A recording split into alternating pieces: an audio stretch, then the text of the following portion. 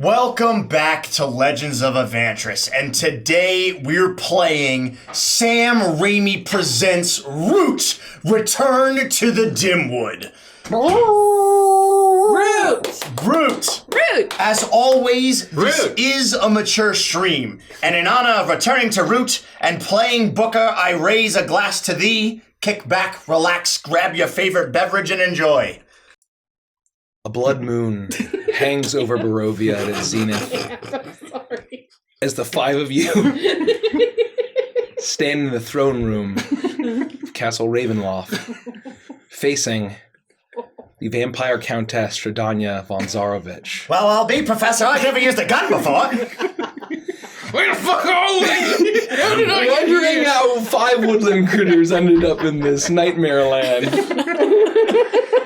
We're not playing that. That campaign's over. Sorry. That's actually a really, really great one-shot idea. So yeah, if you want that, just page me. If Root and Curse of Strahd had a baby? Yeah, that's outstanding. Exactly. I love that. Isn't someone actually doing that in our Discord? Someone's actually doing where Strahd is a vampire bat, and everyone's It's a Humblewood Strahd. It's a Humblewood Strahd. That is fucking brilliant. And Strahd is a bat. Yeah. That is brilliant. Yeah, I'm mad I didn't think of that. Me too. I want to watch it.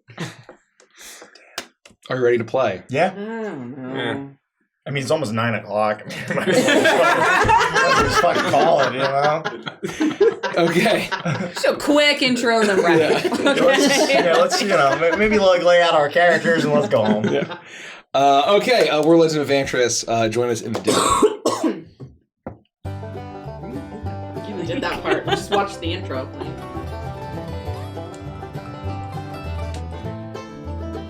Better take a coffee break. Well, my back Stop. teeth are floating. Stop saying The woodland is at war. Oh, shit. You all are denizens of the Dimwood, the home that most of you have known your entire lives, and a place that has been at war for as long as you can remember, as long as most denizens and critters of all kinds can remember. For centuries, this entire land had been ruled by the Great Eyrie, an aristocracy of birds that placed the birds in their treetop homes above all other animals, gave them special rights, and brought civilization to the woods that had once been so savage, filled with lurking monsters, bears, boars, deer, gigantic insects and arachnids, and other horrors that only exist in folklore. However, such a bloated aristocracy cannot last, and there was a great civil war where two factions within the Eyrie effectively tore themselves to pieces, and much of the Dimwood with it. In a period of lawlessness that followed, there was less strife than the Great Civil War, but life still wasn't safe. It wasn't secure. Then that's when the Marquise de Cat arrived. A distant empire called the Monde de Cat had been not interested in the Dimwood, being as far as it was, but an enterprising noble known only as the Marquise de Cat, decided to stake a claim and rise to her own sense of grandeur and power, and a great army of cats and some dogs and other animals that they conscripted into their army marched upon the Dimwood and conquered it very quickly. They helped establish industry, order. Where people had been starving, there was more plentiful bounty. There was far more trade. Even new pathways in this treacherous woodland were carved. However, it was still and a rule that made the denizens not particularly free. There was high taxes, a great number of laws that dictated how a denizen of the Dimwood should act.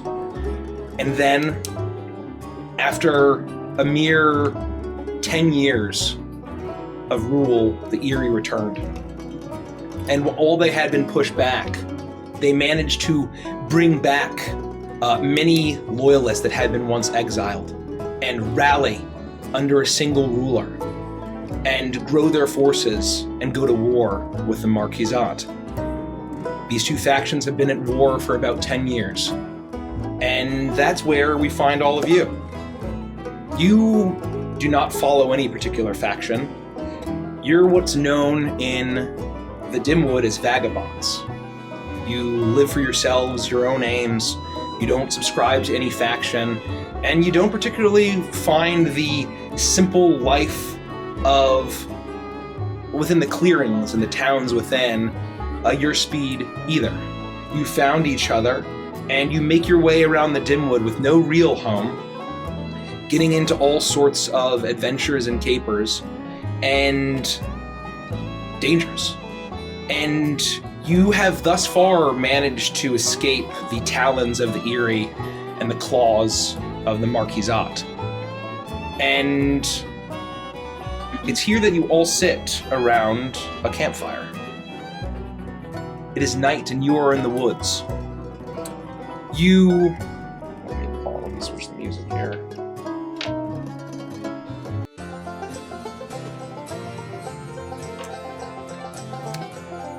You sit around a campfire, crackling with the smell of warm cooked food after an exhausting trek through the woodland.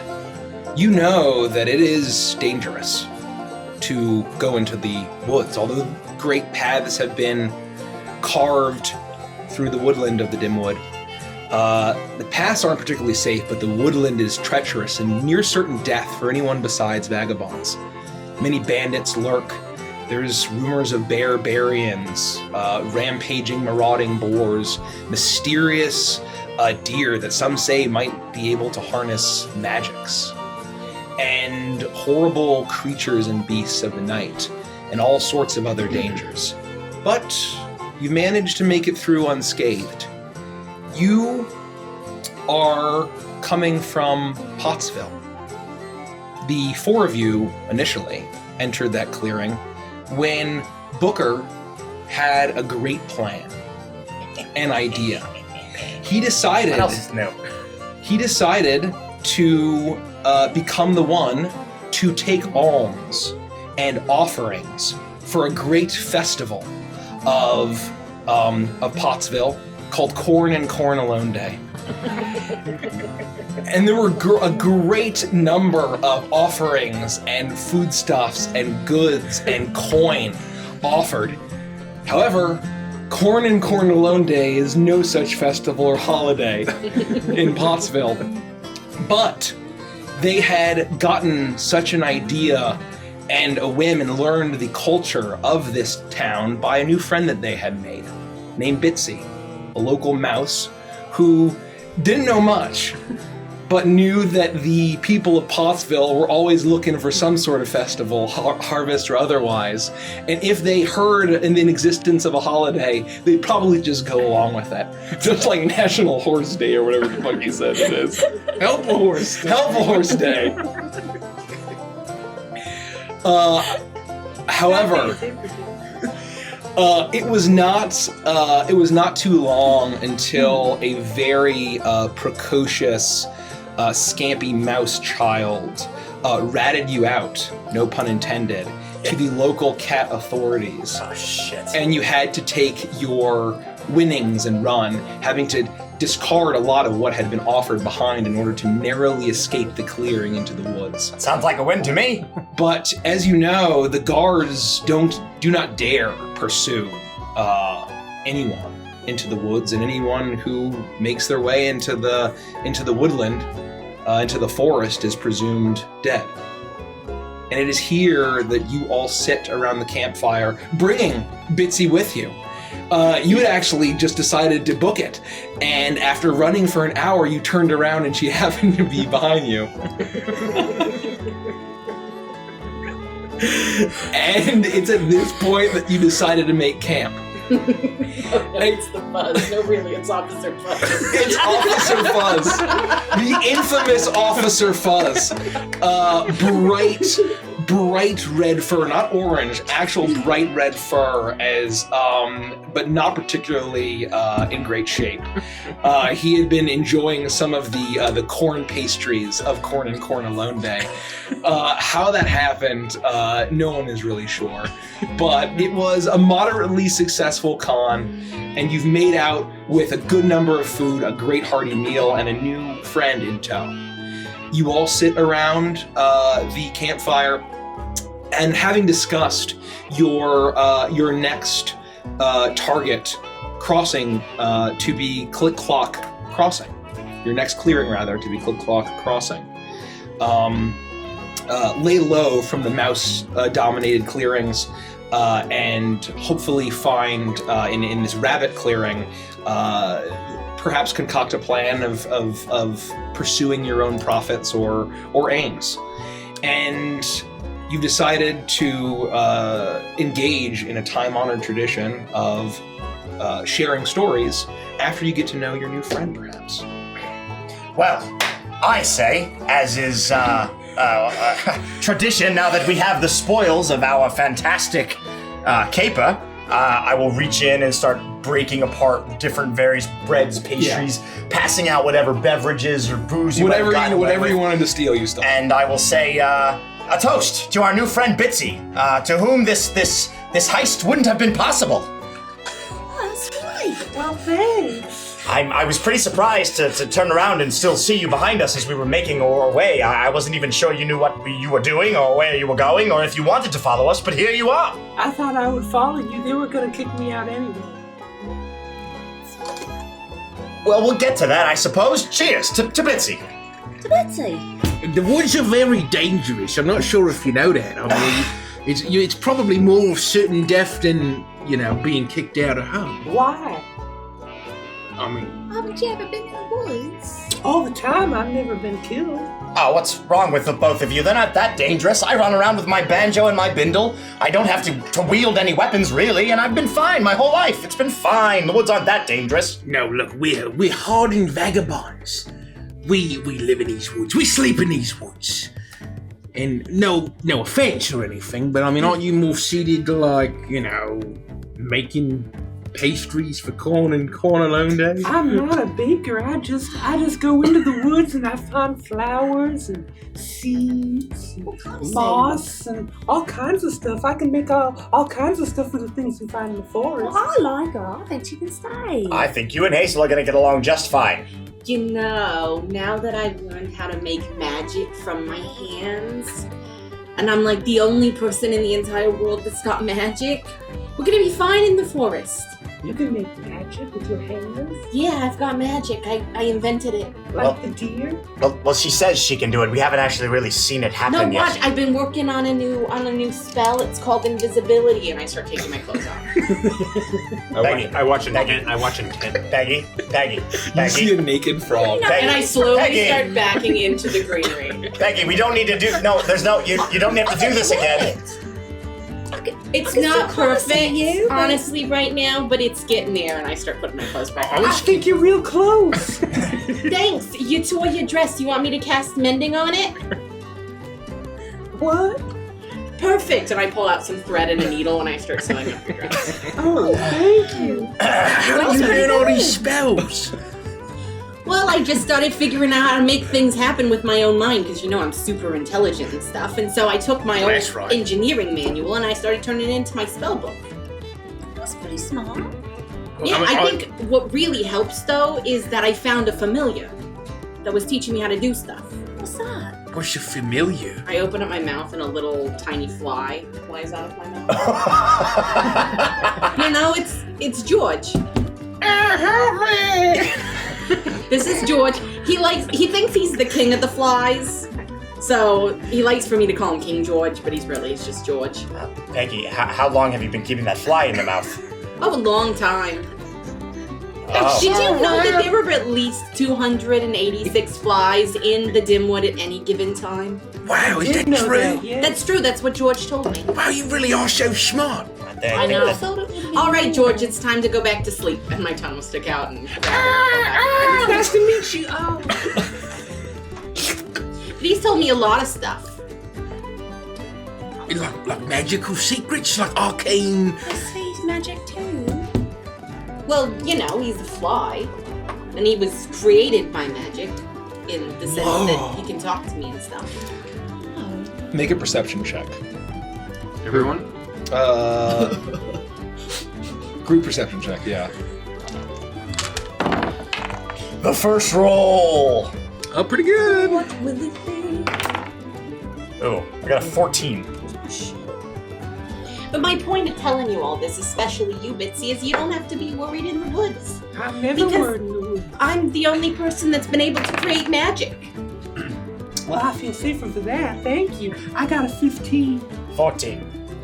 Okay. 21. 21? I'm not very perceptive. I'm shocked. Who got higher than a 20? So, both of you, as she's talking about flies, and this little fly buzzes out, and she snaps it back in, both of your ears perk up, and you see you hear a horrible rumbling, buzzing noise from off in the distance. As both of you turn. What is it, boy? I gather my corn biscuits closer to me. And I smell something. And you see two massive, bright red eyes as a colossal fly that's probably 5 times the size of any of you just flies over the woodland and then dives back in. What was that? Are we familiar with this? You This didn't thing. see it. What?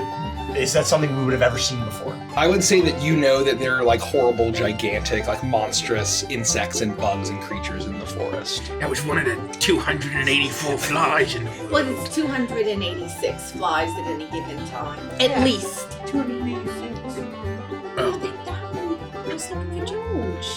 Well, George does say he's the king of the flies, and the fact that he's been with me for quite a long time, there might be some unrest in the fly kingdom. It's possible. If George is that little in the king, then what was everything? Probably his royal blood. Are you trying to say that you've kidnapped royalty? I wouldn't say it was kidnapping necessarily. Like, he's completely willing in that. You didn't tell me he was royalty. I told should you- have bowed. I- Sir King George, I'm sorry. Oh boy. Are you all right there, Bitsy? What? Are you okay? Are you all right? I'm all right. I'm sorry. All right. Well, I mean, if you plan on joining our vagabond band, you should tell us about yourself. To sell us on how you can survive and hang with us tough 4 cookies. Why? What are you bringing with you? Besides your head. Well, I thought I'd come and follow you guys. You seem like you know where were you going? What? Was that a question or a statement? It seems like you felt like you were going in one direction. I thought I'd just follow you up.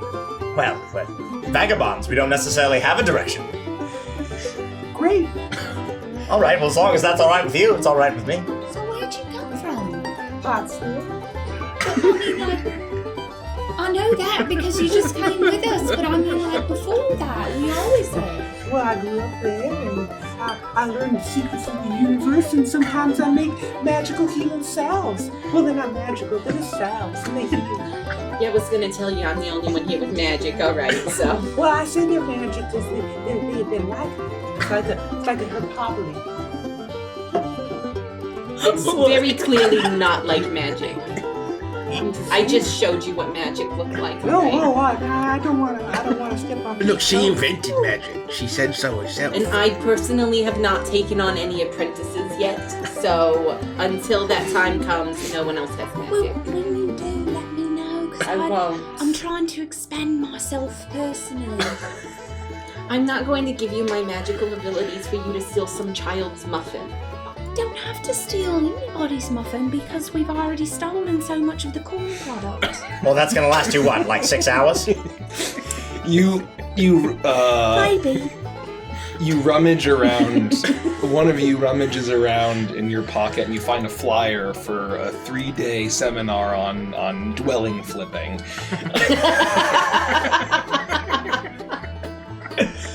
Bitsy, you said that your hometown was gonna kick you out. Was that before or because you told us the information about the caper that we used to, essentially manipulate you into using that information to rob all of your friends and family? What? No, I caper. You said you were gonna get kicked out. I love capers. I do too. I mean, why did you think you were gonna get kicked out of your home? Can I Are you worried about a serious question since we're talking about capers and this? So it's very similar to caviar. Why do they call it beluga caviar? Beluga's a whale. What's a whale? What's a beluga? It's a whale, I just said that. And I'm also not sure that capers and caviar are that close. They're both small and round. That's true. That covers a lot of things, like seeds and nuts. Do you think those are caviar? Most seeds are oblong. Some of them come to a point. Some of them are But shaped. not all of them. I've been known to say What that seeds and nuts have you seen that are perfectly round? What about little berries? Many. Berries aren't nuts, you dum-dum. But they're also not caviar. Then why'd you talking about seeds and nuts? I'm talking about caviar and capers. I'm just saying that I don't think that just because they're small and they're round that they're the same thing. I didn't say caviar and capers were the same thing, Booker. I think she's gaslighting me. Wait, wasn't it that fruit? And I cast confusion. I thought fruit was Mother Nature's candy. Or is that where did candy come into this conversation? unrelated to this I don't know. It's definitely unrelated, Grumling. Jeez, what is happening to all of us? Bitsy, Yeah? you told us that your town was going to kick you out forever, and you don't even seem upset about that. Yeah, aren't you gonna miss your family? They keep asking me to leave, and I didn't leave, and then they were going to tell me to kick out, and then I was going to be kicked out, and then I said I don't want to be kicked out. So then they were going to kick me out anyway, and I was like, I don't want that to happen. Why were they going to kick you out? Because they don't understand the difference between lemons and lemon juice. What? You don't. It's a long story. You wouldn't understand. I'm really trying here. We're just trying to get to know you a little bit. Well, And Hazel's got a really good point. If they had to kick you out because they didn't understand the difference between lemons and lemon juice, we might have to kick you out if we don't understand the difference between lemons and lemon juice. Oh no! So you might want to explain it to Booker, because if at least he understands, we don't have to kick you out. And he's pretty smart, so. Excuse me, Hazel. And you. Well, it's a different kind of smart. All right. We've got different things, different strengths and things like that. Peggy's a lot smarter than me in one way, and I'm just, good at Which other one of things. us created magic? Well, it certainly wasn't me. With your book. I was with King George. And King George. And my mom. Booker's more like street smart. That's a really Why do great they way to call put you it. Booker then? What? That's just a name. It doesn't have anything to do with the That's actual such books. a good point. It's just a name. Why is your It's name Booker? total- I've never seen you read one book. That's right. Total coincidence. Wouldn't it make more sense if your name were Hooker? Wow. Oh. If I changed professions, if you know what I mean. Oh, is that because you're from Muckbed Creek and they fish a lot there? And... No, because of the hooks. The corn hooks. Isn't that what they call them? Oh, I was thinking like a fishing hook. I don't think I've ever seen him do an honest day's work in his life. Well, I'm not saying he fished, but Well, he then why knew would they call others. him Hooker? Because of fish. Anyway, the point is, Bitsy, what's the difference between lemons and lemon juice? well, the one is the lemon, and then the other's like a liquidy juice kind of thing. And they couldn't understand this? Why? Well, because they kept saying that one came from the other, and that's fucking horseshit. Okay, well, you had me up until it's horse shit that one came from the other, because very clearly the juice comes from the lemon. But once you squeeze the juice out of the lemon, it This is stops what they being a kept lemon. saying. That doesn't make any sense. What do you mean it doesn't make any sense? Where else are you going to get the juice from? I don't have any lemons on me, but if you squeeze that lemon and lemon juice came out, I wouldn't. You wouldn't what? Bitsy? What wouldn't you do? That wouldn't make any sense. Why wouldn't it? So then why do they call it lemon juice? All right, when we get to Click Clock, I am gonna blow your mind. Click Clock Crossing, that's our next destination. What are we doing there? Whatever we want. That's the beauty of all of this, is that we don't have to do anything. I don't really want to do anything. I've spent got my- all this corn. We got corn fritters, and we got cornbread and corn pone, and we've got all kinds of things that we could just sit here and enjoy each other's company. And we will do that for now. I feel like we really did a lot of work already. We're gonna do that, Hazel, but in like 10 hours or so, you're gonna have eaten everybody's share of the food. And so we're gonna I'm have sure to... it won't take that long. I was trying to be kind. And so we're gonna need to rely on Booker to steal from people who have stuff. That's right.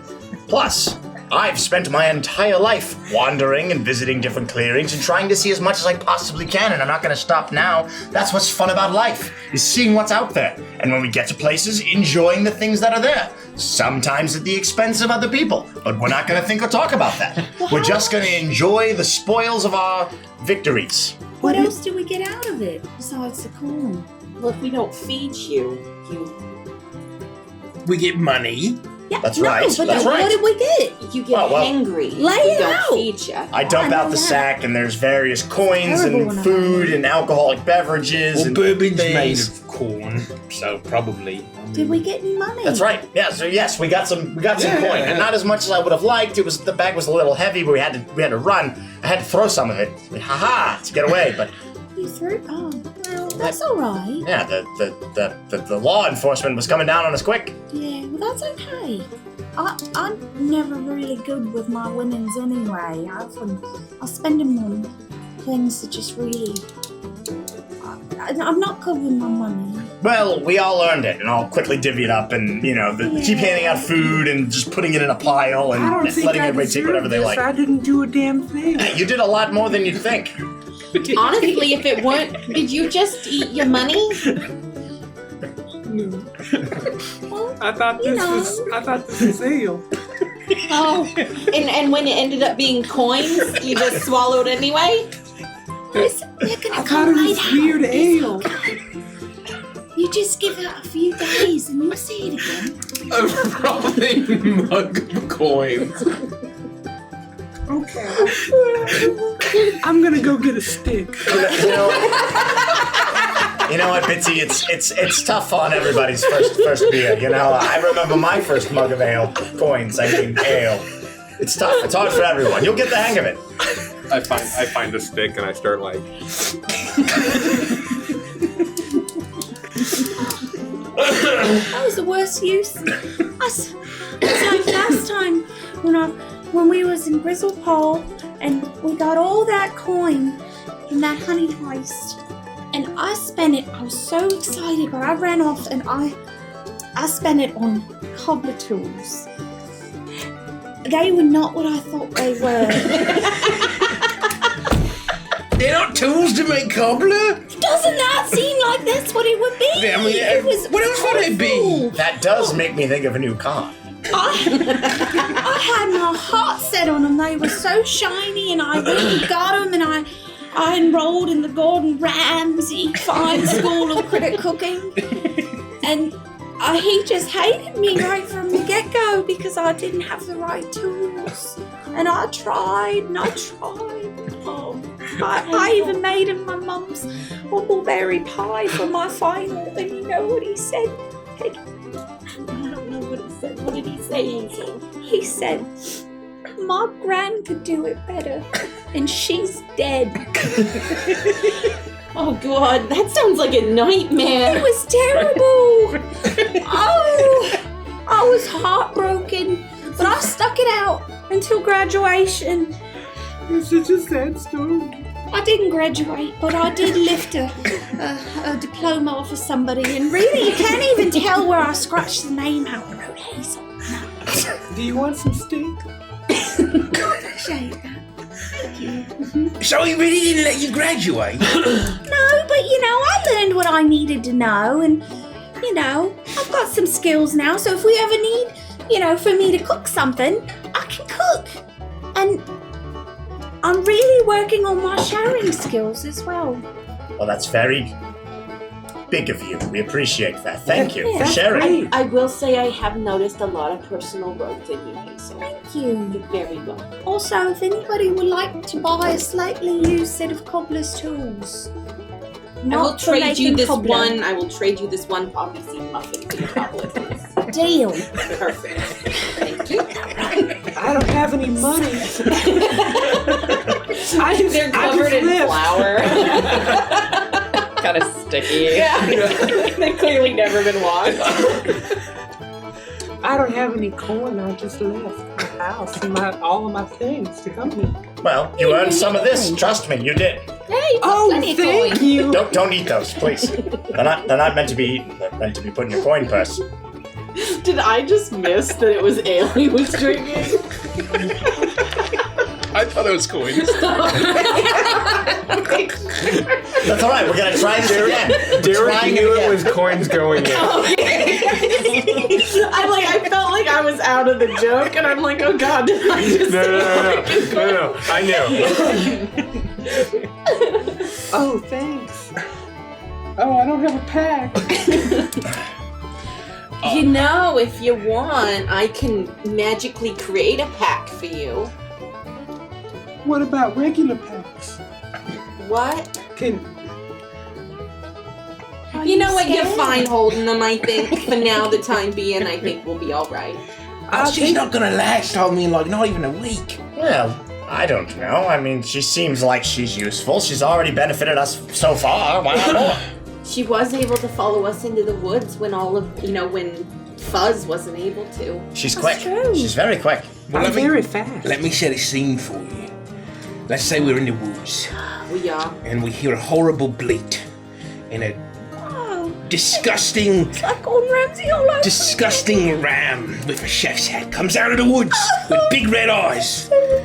And he says, "Where's your duck sauce?" What would you do to him? What would you do? Do I have any duck sauce? No, you don't have duck sauce. You don't even know what duck sauce is. To be fair, that was a very good question. She's using her brain. Keep going. You got further than I did. I probably. Am I holding these coins? Well, you don't have a pack. So This yes, is you're holding a those coins. theoretical scenario. What would you do? How would you fight him? I guess How would you make him pay? I guess I give him a slap on his face and I tell him he was a bad goat person and I send him on his way. Was he a goat or a ram? Yeah, he's gonna get really mad if you call him a goat. Because he's very proud of being a Ramsay. Well, no, the point is we beat him up because he was mean to Hazel. Yeah! Because he jerk. Oh, you knew. You weren't supposed to know that, but now you do. Well, I can do that. I'm good at.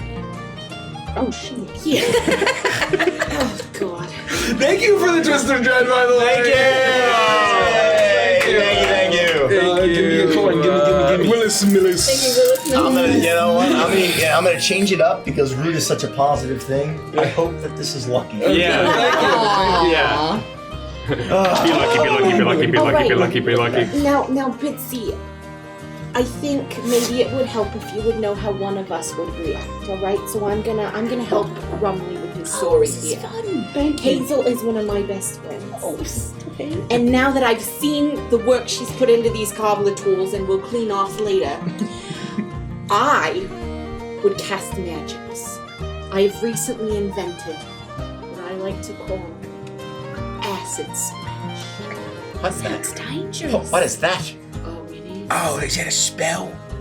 It's magic, yeah, it's a spell. Wow. So when Gordon Ramsay comes out of the forest and he yells, "Where's the duck sauce?" and his red eyes turn to Hazel, So mean. and he starts digging his hooves into the ground ready to charge, I pull out the super croaker, and you see what looks equivalent to a Nerf gun, and attached to it is this horrid like swamp juice in a mason jar, and I start pumping it, and then I shoot it up in the air, and you see all of this like gross word swamp gas. That plays perfectly into my next line, which is. Oh yeah, ass splash. That makes perfect sense. Whoa, Peggy, watch when you're shooting that thing. And when it lands on him, he begins to fizzle and pop, and his flesh starts to melt. And then I say, hasta la vista, Ramsey. There's your duck sauce.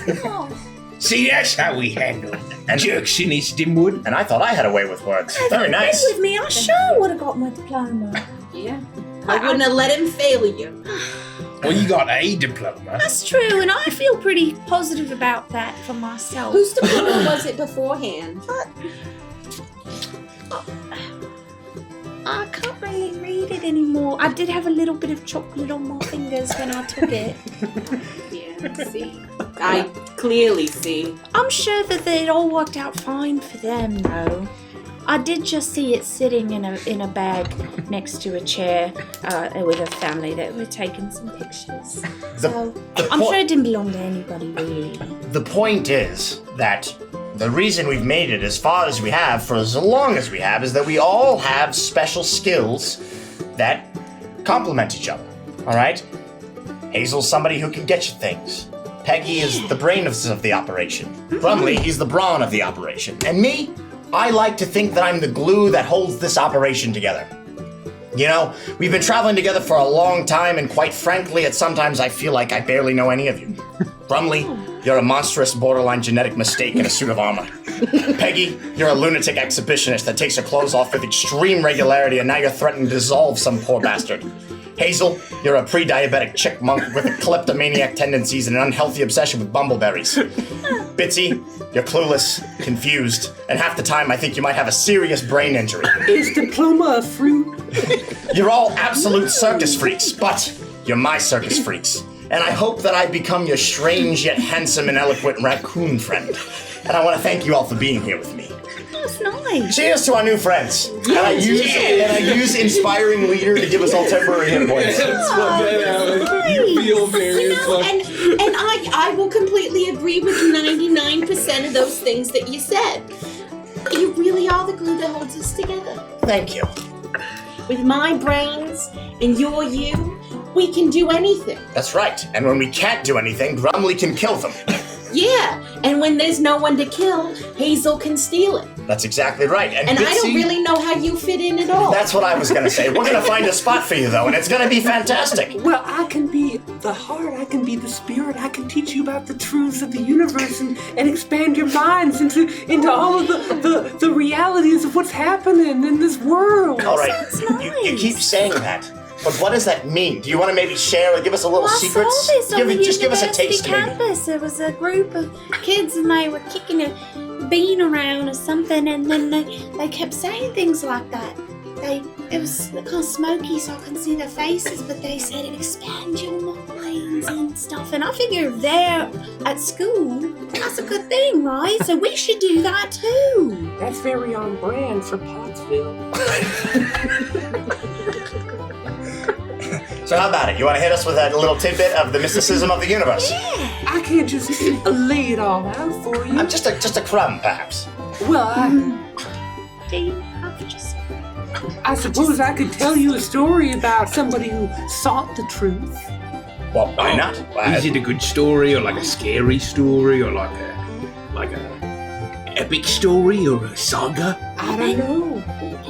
If she tells us, then we'll find out. Yeah. No, should I prepare to be scared or something, you know? Like, What's the fun in that? Well, I want to kind of get myself in the right mind space, you It's know? a little scary.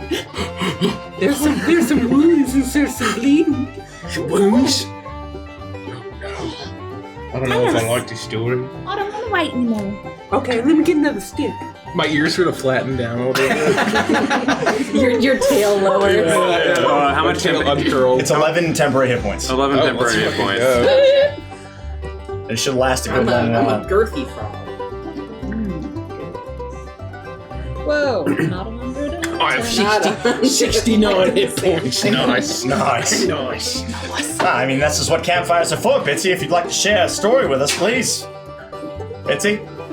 Oh, she's Bitsy? gone. Where'd she go? Bitsy, you can't wander off like that. We've just talked about how dangerous the woods are. Brumley, before this story happens, I ordered some food from a wandering mosquito. So if you could just go out into the woods and grab that for me, that would be great. Doesn't it sound like a reverse situation? Like I go out in the woods and I become a meal for the mosquito? It's very possible, but they said they left it at the door. What is it? It's sushi. Hold on. Oh. I tie a rope to myself, and I pass it to Booker. Yeah, I'll hold this. All right. Hold it on. No, I know. All right, don't let go. I know the drill. Okay, don't let go. I'll Just be fine. go. It'll be all right. I got it. We've done this 100 times before. All right. Anyway, I'm gonna go get the food. As soon as he's like out of Can we sight. coffee break? Oh yeah, let's coffee break. 'cause I'm I about can't to get tell my drank. story. I need to use the Hold my on. back teeth are Floating. Can we flying not? through my eyeballs. Ew. He's gonna finish this joke. As soon as he leaves, I just drop the rope on the ground and I wait intently for Bitsy to start her story. Well, hey, you got... No, hold on. No, that's fine. Don't touch that. Don't let it go. You gotta tell your story. Focus on this. Think. Focus. I'm gonna wait till he comes back. And that's where we'll take a coffee break. All right. As soon as Grumley comes back out of the woods, I'm gonna very quickly pick up the rope, pretend like I never dropped it. So I have the rope. No, you right don't. here. I made sure you didn't. No, you have to focus on your story. No, I'm gonna hold it. I got the sushi. Oh shit, it's on fire. He got most of me shit. blood though. What? I feel a little lightheaded. Are you alright? Are my gums pink? And they're like super gray. They're just like. Oh, Grumley, sit down. Have some. Oh yeah, I ale. forgot to tell you. You had to pay the mosquito and blood to pick up the food.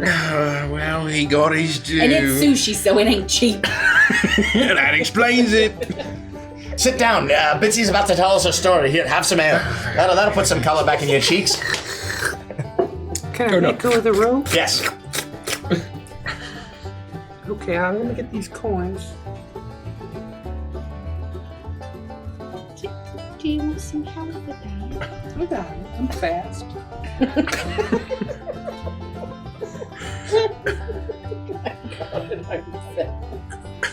Alright, so as we all know, nothing existed before last Thursday, when everything just popped into existence.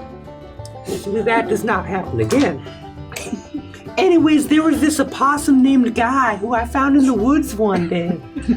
He was unconscious and bleeding, so I decided that I would rescue him. I took this guy back to my little hutch in my village, Pottsville. This was before they kicked me out for holding a lemon. Of course. This was years ago. So anyways, I heal him, and he wakes up, and I tell him he's gonna have to stay to recuperate for a few weeks, and he agreed. Grumley, I don't like the way she does this. Me neither. Oh, I've totally lost track of the timeline of this story. That night, at around midnight, he hears a strange, eerie sound coming up from beneath my little hutch. Thump. Thump. Oh no. Thump. What's it? Oh no. A loud thumping sound. Oh, Guy must have been seriously puzzled about it because he lay awake all night seriously puzzled about it. That checks out. All right. I'm in. I'm still with you. He said to me, "Hey, what's that weird thumping sound coming from that? What's coming from the down from underneath your little hutch last night?" I told him I was sorry, but that I couldn't tell him. Only people who understand the truth, like me, are allowed to know. Please, can you tell me? He insisted. I promise you I won't tell anyone. I just need to know. But without understanding the truth of this world, he was not allowed. I told him. So Guy spent the next 3 weeks in my hutch recovering every single night. In my hutch, What the fuck is a hutch? I don't know. I think it'll become clear later in the chapters. We just have to stick with it. All right. he hears this strange, inexplicable thumping sound coming from beneath my little hutch, and every night he lies awake for hours. oh, it's terrible. Thump. Thump. Oh gosh. Thump. Bitsy, I'm starting to worry that you might be convicted of serious crime here. Finally, his wounds healed, and I told him he was healthy enough to leave, and he did.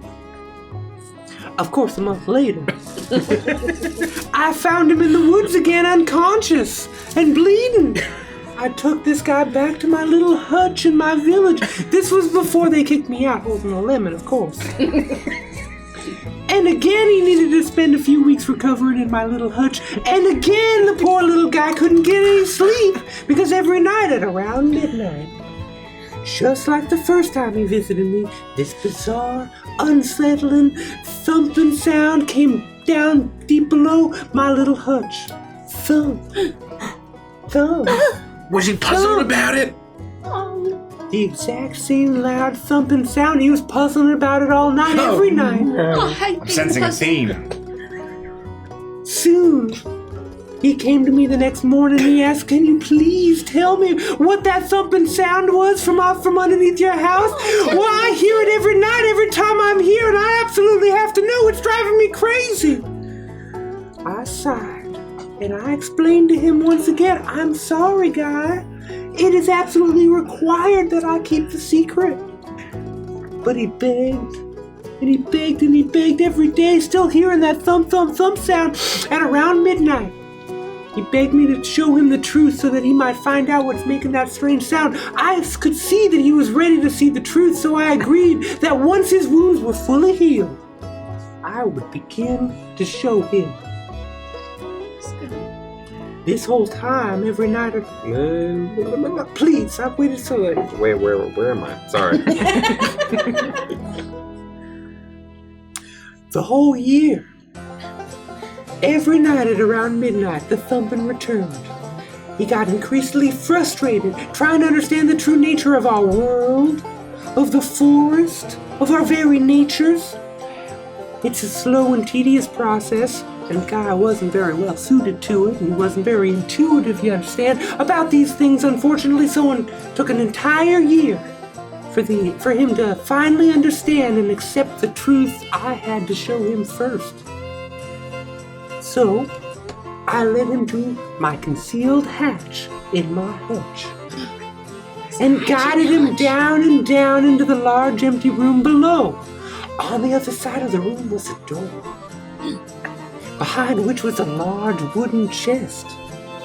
I asked him, "Guy, are you absolutely sure you want to know what the source of that thumping sound is? Once you see what's in this chest, there's no going back. This is big. This is something that completely changes you. This is going to completely redefine everything you think you know about the world. Once you've seen it, you can't unsee it. Are you really sure you want to open this chest?"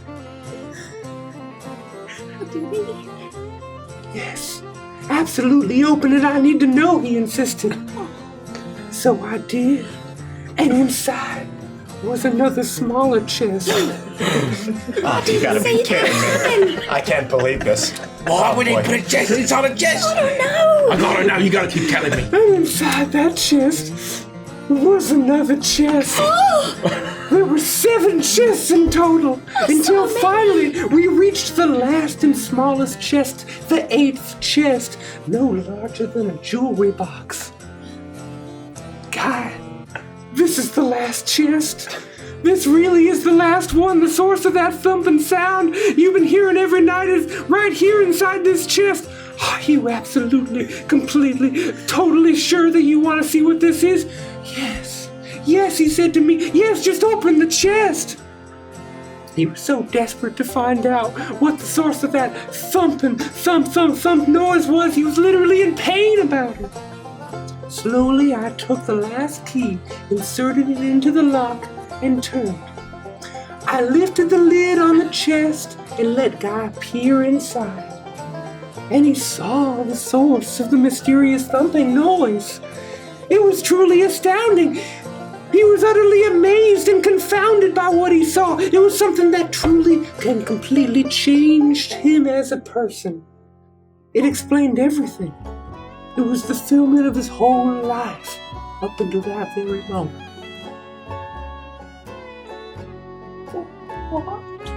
What was it? Well, I can't tell you. What do you mean you can't tell me? Only people who understand the truth like me are allowed to know. We've been sitting here for an hour, and you can't even tell us what was in the final chest? No, it's not allowed. I think it was a lemon. That's my theory. Well, you just think you're a regular old Edgar Allan Poe, don't you? With your storytelling and you make up words. You got me and Grumbly real all upset like. And I don't think lemons thump because I've had a lot of lemon curd pies. You Never could have heard told it. that story in like 3 minutes. This possum got hurt. There was something under my house. I eventually took him downstairs, and there was something in a chest I can't tell you about. So where's the guy? Goosebumps Where all is he now? over. Yeah, what happened to the possum? He didn't say a word. He just left. And do you know if his name was Guy, or did you just call him Guy? Unclear. I feel Faint? I feel faint. You know, it was just like a story that I read in one of those Pulp Fiction novels where there was this like briefcase, and you never find out what's inside. Yeah. You're just supposed to theorize about it. I don't really care for that. I mean, I have a theory that it was a lemon. I'm sticking with that one. Your guess is as good as mine, I Grumly. have a theory there was nothing in it at all. But what made the thump? Maybe it was all in his head. Or maybe it was Bitsy.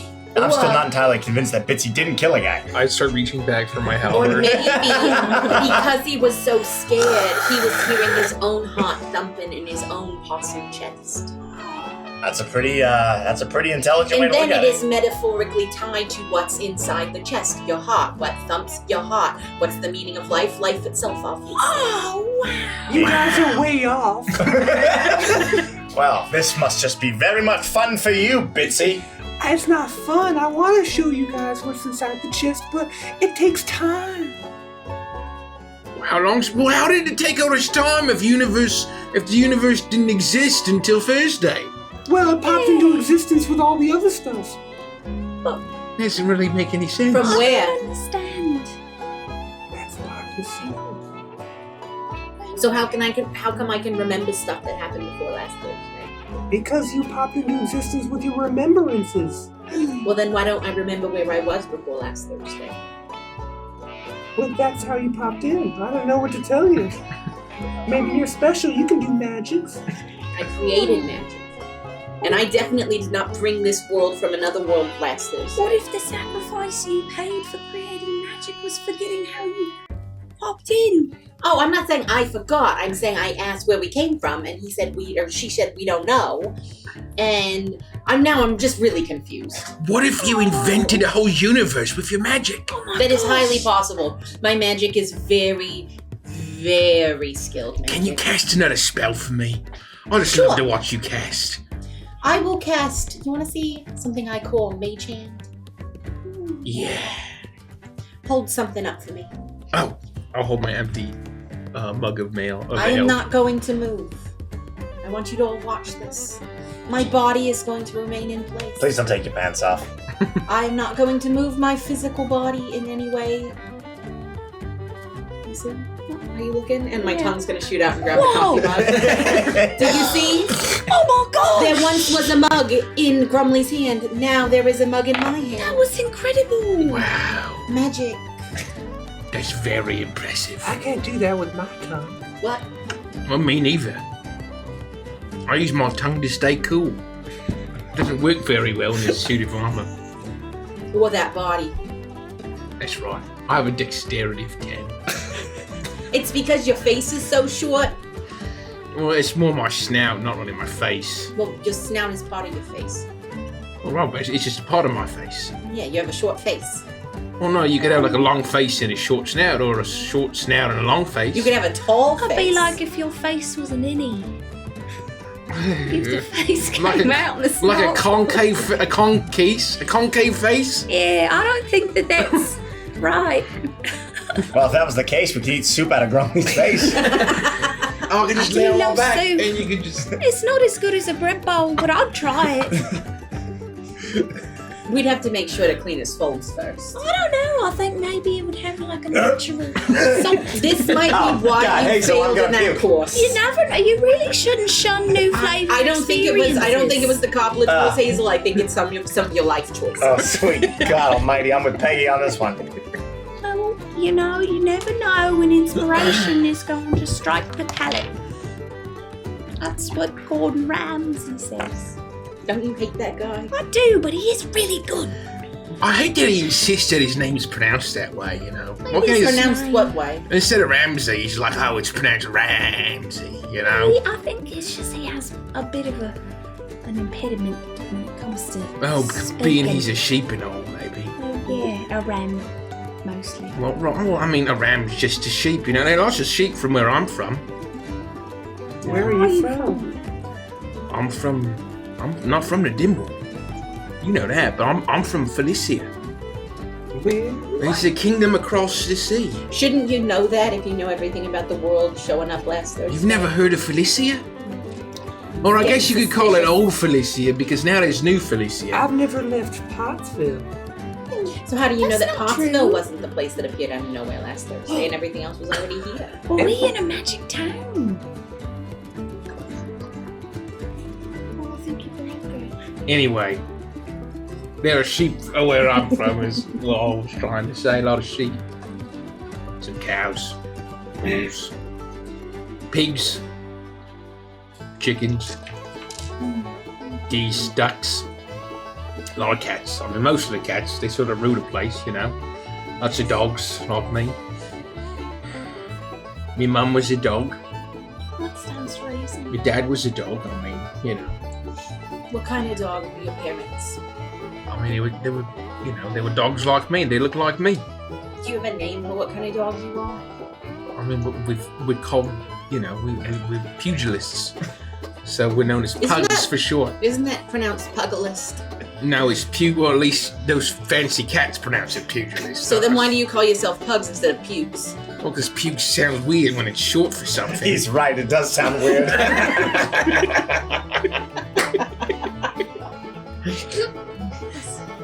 Anyway, all I'm trying to say is there were sheep from where why am I still talking?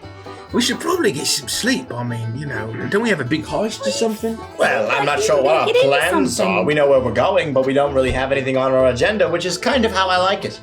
Now, that makes me a little nervous. I prefer being regimented and told what to do. Well, you know, things these days are a little uncertain. Until we get to the Click-Clock Crossing, we don't know what we're going to find, really.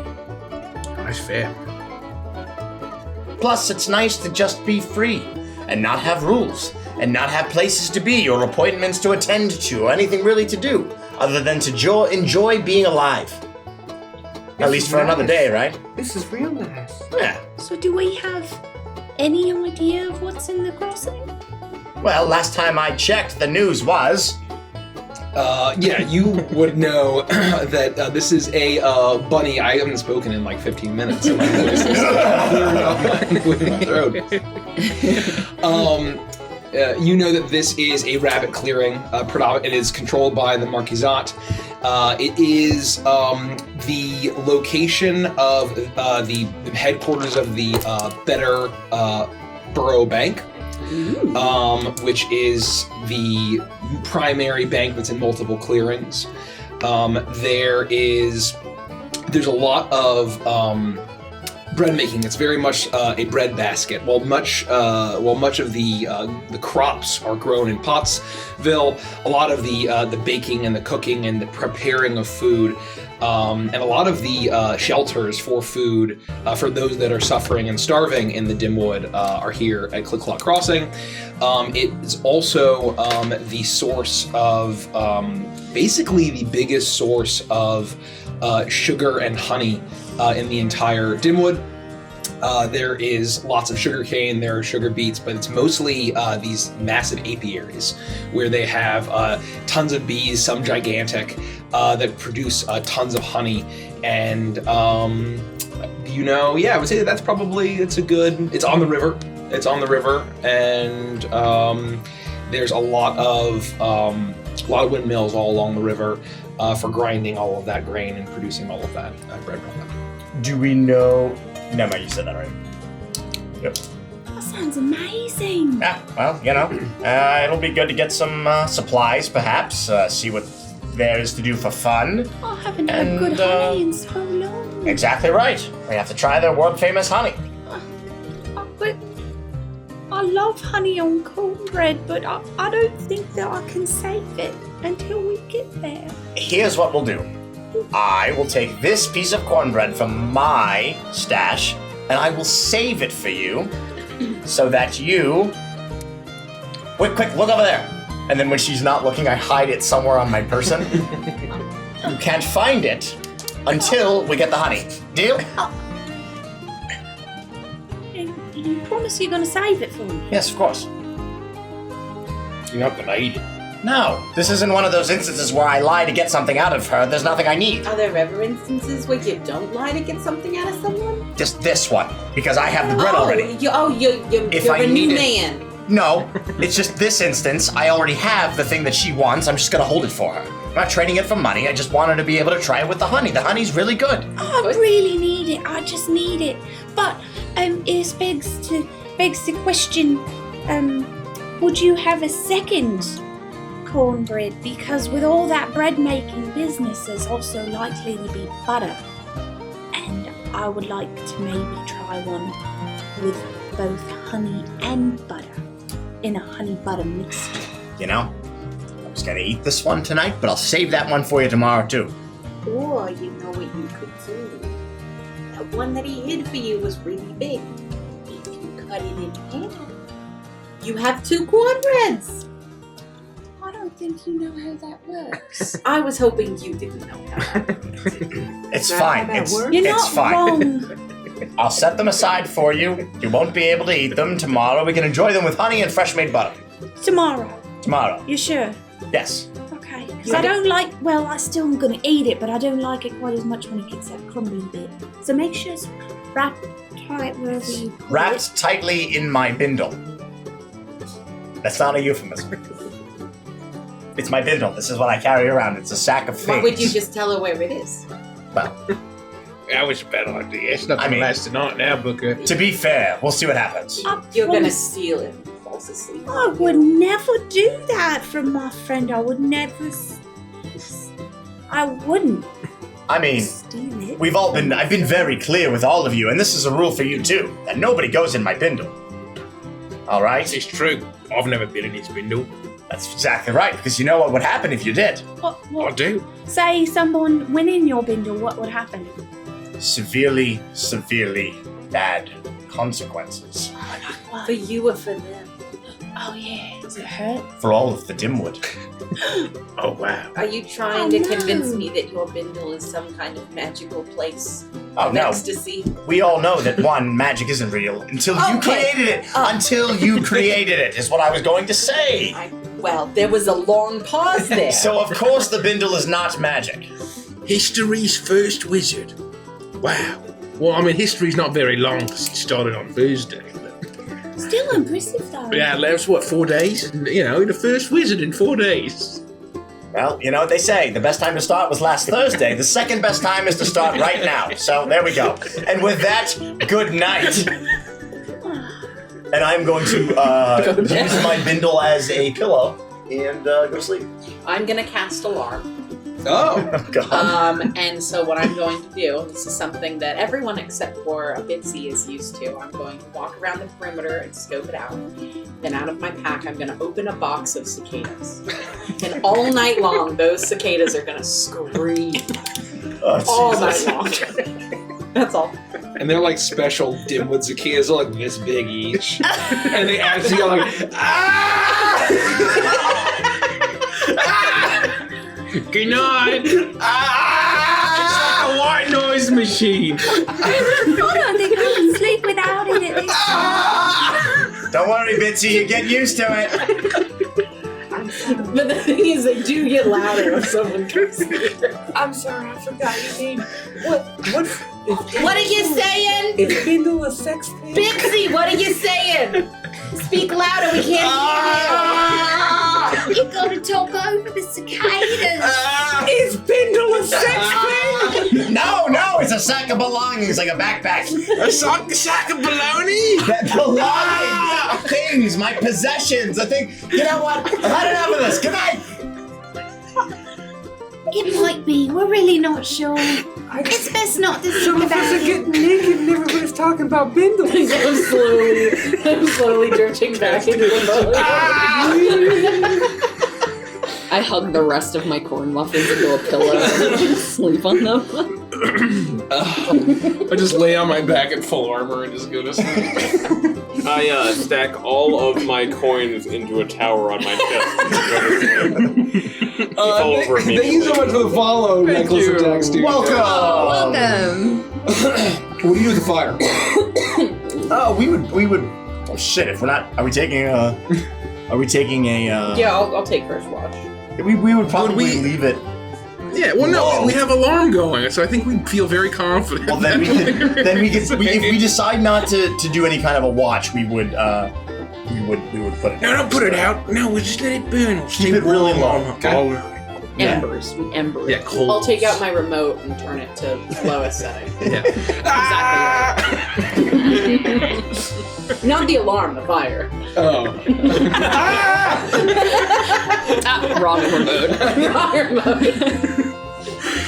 As you see these large cicadas just fan out and just start screaming, and you're all used to it at this point. This is nice. Every night. And you all drift off to sleep. And you all doze off. It's a nice, peaceful, dreamless sleep. And then you feel like it's in your mind, just a screaming, ah!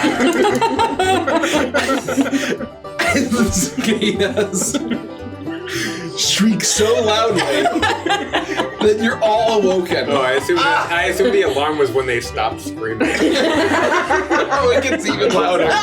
Peggy, by the heavens! I didn't know these got louder! I jump Oh up. no, that must mean something happening. It's mine! My godmother!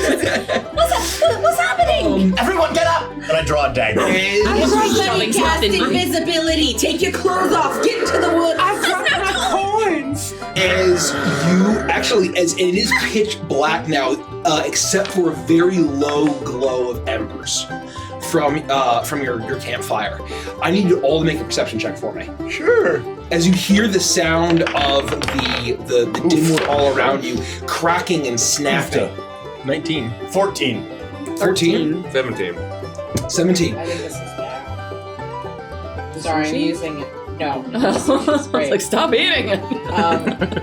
Dear God. I don't think no. my perception's very good. Yeah, mine's not either. Oh, there it is. Sorry, I'm using it on my phone for the first time because my iPad's dead.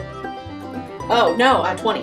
Nice. 20. Nice. Very nice. So anyone who got a 17 or higher, you will see a flash of what looks like orange zip into your camp. It seems to be moving underneath a hood, and you see a snout, a canine-like snout, darting out as what looks like a young fox woman darts into your camp, and she's in this darkness with being jolted awake with all the screaming cicadas. Are they immediately dispersed now? No, I Okay. closed the box. They're screaming as you see her, those of you who got a 17 or higher, dart in and dive behind a log that is rising up as she attempts to remain undetected. But those of you who rolled 17 have seen her. Who succeeded?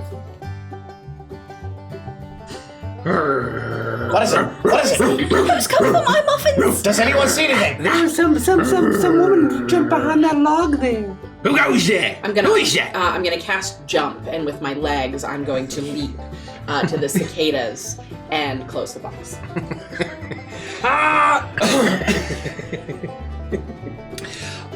You leap over and you land right in front of a hooded girl wearing very drab browns, very clearly trying to conceal herself. Oh, I just wanted to close the cicada. Oh, okay, you do. Oh, Yeah. you do that. Okay, I'll run over to her. you leap, and I'll then be right behind her.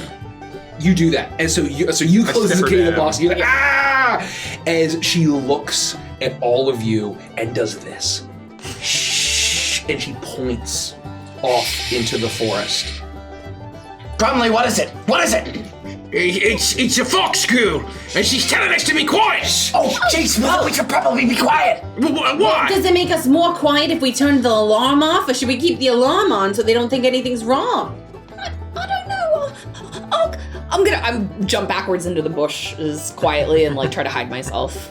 Yeah, I would get low, like gather my things and try to rush to where Grumly and Bitsy are, and then maybe position myself behind a tree to see what's going on and listen in. You see her there as she looks at you, and she's very just desperately hurt. She looks absolutely exhausted. She's panting as she looks between all of you and is desperately trying to get you to shut up. Shh, shh. Grumly, I think we're supposed to shut up. And can I get a sense of if I think she means us harm? Oh, insight check. Ooh. Oh my. 21. Nice. Wow, rolling hot fire. 21.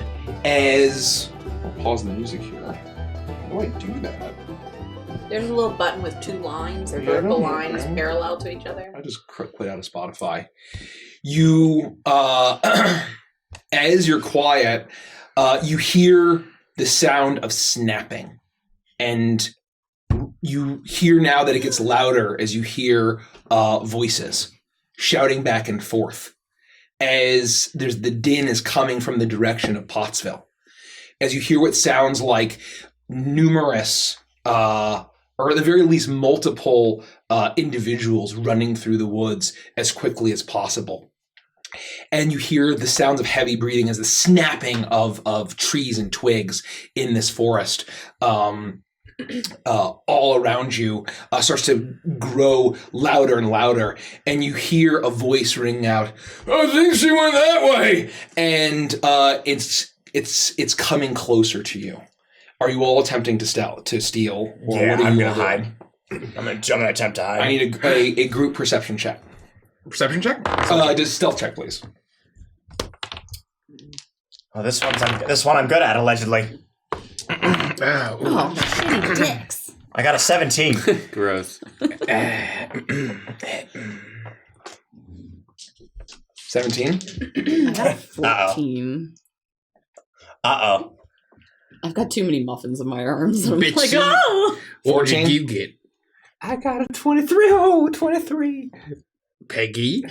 Trying to get to my stealth. It's weird. The skills don't scroll. Yeah, it's really naturally. annoying. Yeah, it's. You have to like double awful. scroll. It's You have to very you have to bizarre. hold and push in a weird way. 7. Oh boy. I got a 1. I got a rock. And I rolled a 2. No, I just rolled a 1. As you Yikes. hear huffing and puffing, and you hear a voice saying, "Slow down, I think that she's close. It's too quiet. What was that screaming around here?" As you see shapes, now your eyes adjusted to the darkness of this forest. It is just past a half moon. As although the woodland this far in is quite dense, you see the bits of moonlight shimmering on the faces of these, or rather shimmering on the bodies of these individuals, and you see now the glow of torchlight as it gets nearer and nearer, and there's 11 figures approaching your campsite. And you see that there are several mice, a handful of cats, and one you actually recognize. Shock of red fur, wheezing a lot more than the other ones. No. As you see Officer Fuzz. And you see, as they're all fanning out and searching, as you know, I think that she's around there. She can't have gone far. As they're all spreading out, you see they're moving a little bit erratically, not quite as adept at traversing this dense, dark forest. You see one figure step through very carefully, and every motion perfectly measured. As you see that while most of them are wearing very simple leathers and some a little bit patchy, you see the uniform of the town guard for Officer Fuzz. And you see now the tabards of the Marquisate on all of them. And the one at the lead is wearing a very heavy woolen coat with knee-high leather boots and is wearing a top hat of the kind that you would see by the individuals from New Felicia. And you see that it is, you hear it first, as you see that it is on the head of a dog. As it looks around, this very stoic, stern-looking dog looks around, and you see Officer Fuzz go up to him, and he's looking around very nervous. I don't think we should be this far into the woods. There's a lot of monsters out here. She's going to be dead. And you see this dog who, Grumley, you would recognize this as some sort of hound, as some sort of an English foxhound would be for the viewers at home, would be sniffing around, and he raises his hand, and immediately Officer Fuzz goes quiet. And there's a look of disgust on his face. And confusion at first. I smell a pug. What did you just say?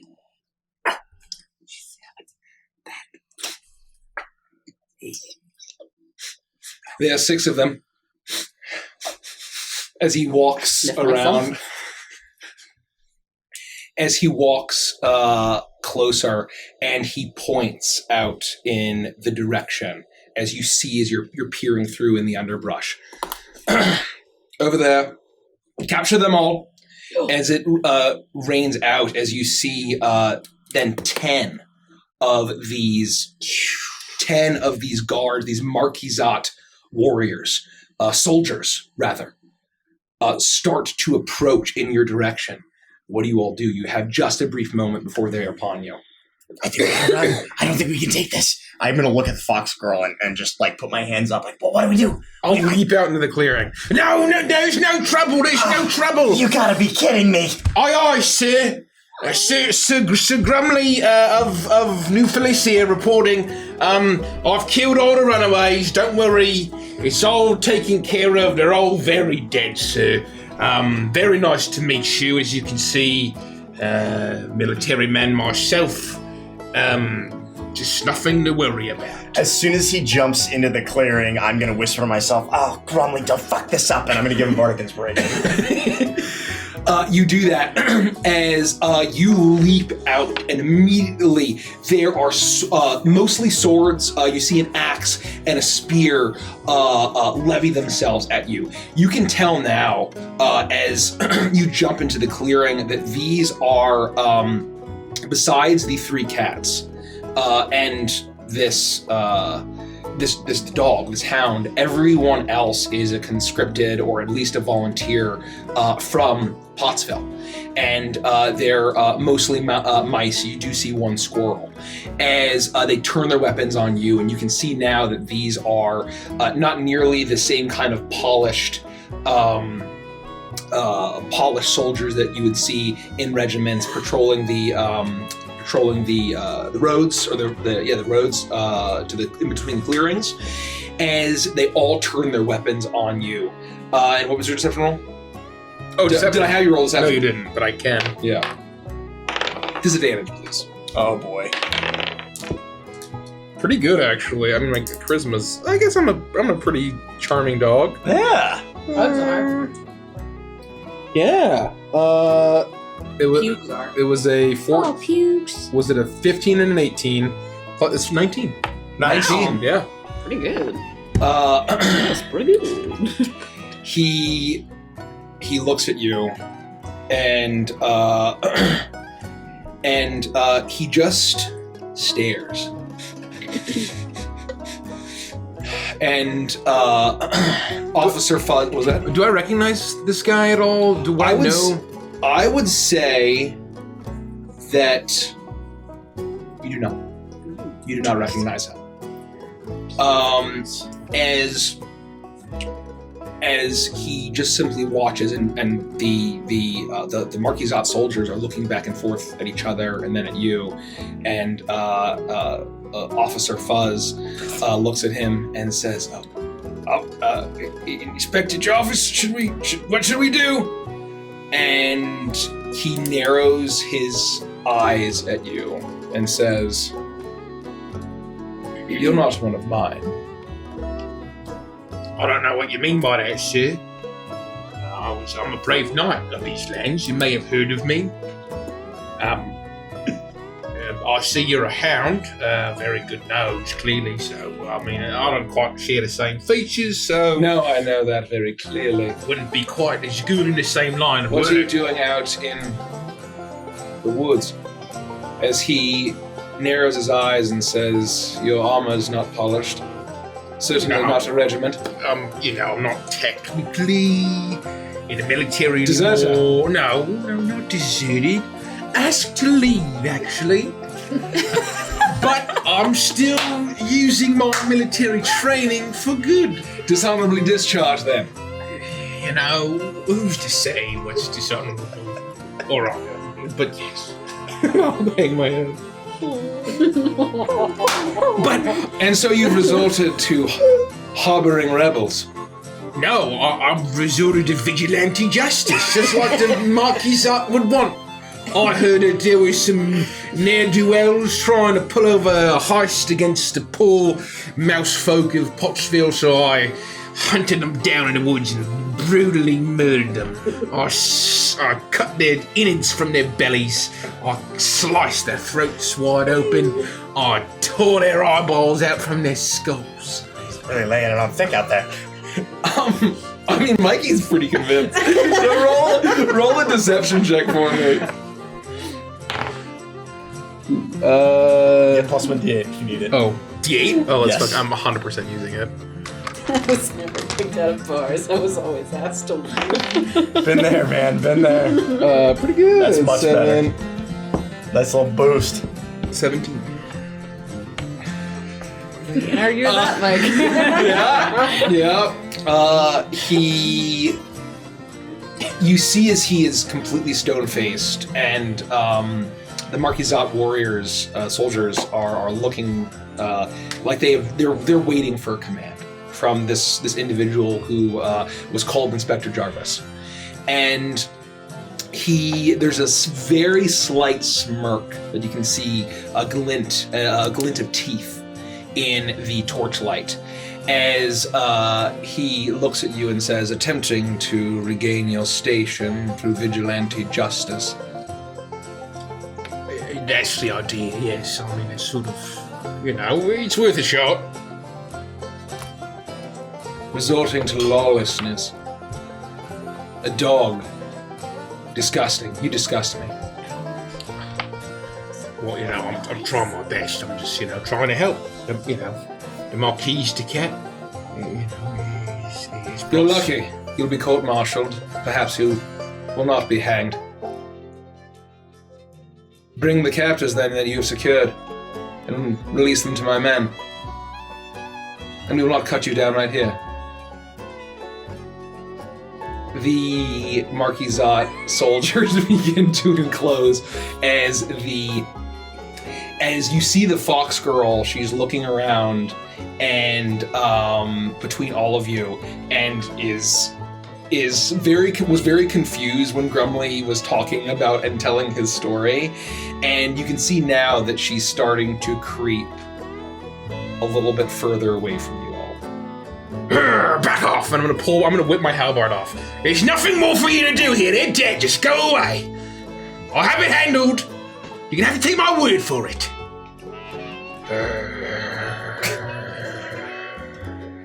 I'm going as menacingly as possible. Thinking about Remy when Derek walks in the door. He hasn't reached that phase yet. He's prepping. Yeah. I am imagining just Remy in a full suit of armor. I am going to. Can I like peer through? And you can see this whole thing. You can see this whole thing. I would say that you were well hidden enough to not immediately be seen, but he was able to smell you out, and with the Marquisate warriors would have found you anyway. And I was aiming that at the goons that were coming towards me, not necessarily at Inspector Jarvis. And with that, I would make an intimidation roll though very quickly for me. 26. Nice. They immediately turn, and we'll just use that also as a taunt roll, as they immediately turn their attention away from wherever they were heading, they all turn to you, and they all raise their weapons, and they immediately are instinctively going to attack you. But as you swing your halberd, you are not particularly tall, but you have resolve and heart, and you're very stout. Yes. And so you are an absolute chalk, and so you swing it around. They are hesitating for a little moment, and How far away are they from you? I would say, they're probably less than 20 feet from all of you. Oh, okay. When I see the fox girl starting to leave, I'm gonna look at her and just whisper, "We're not leaving, Grumly. If you have to go, go. But I'm not leaving my friend." And she looks at you and says, "You're not with them." What? You mean those thugs? No.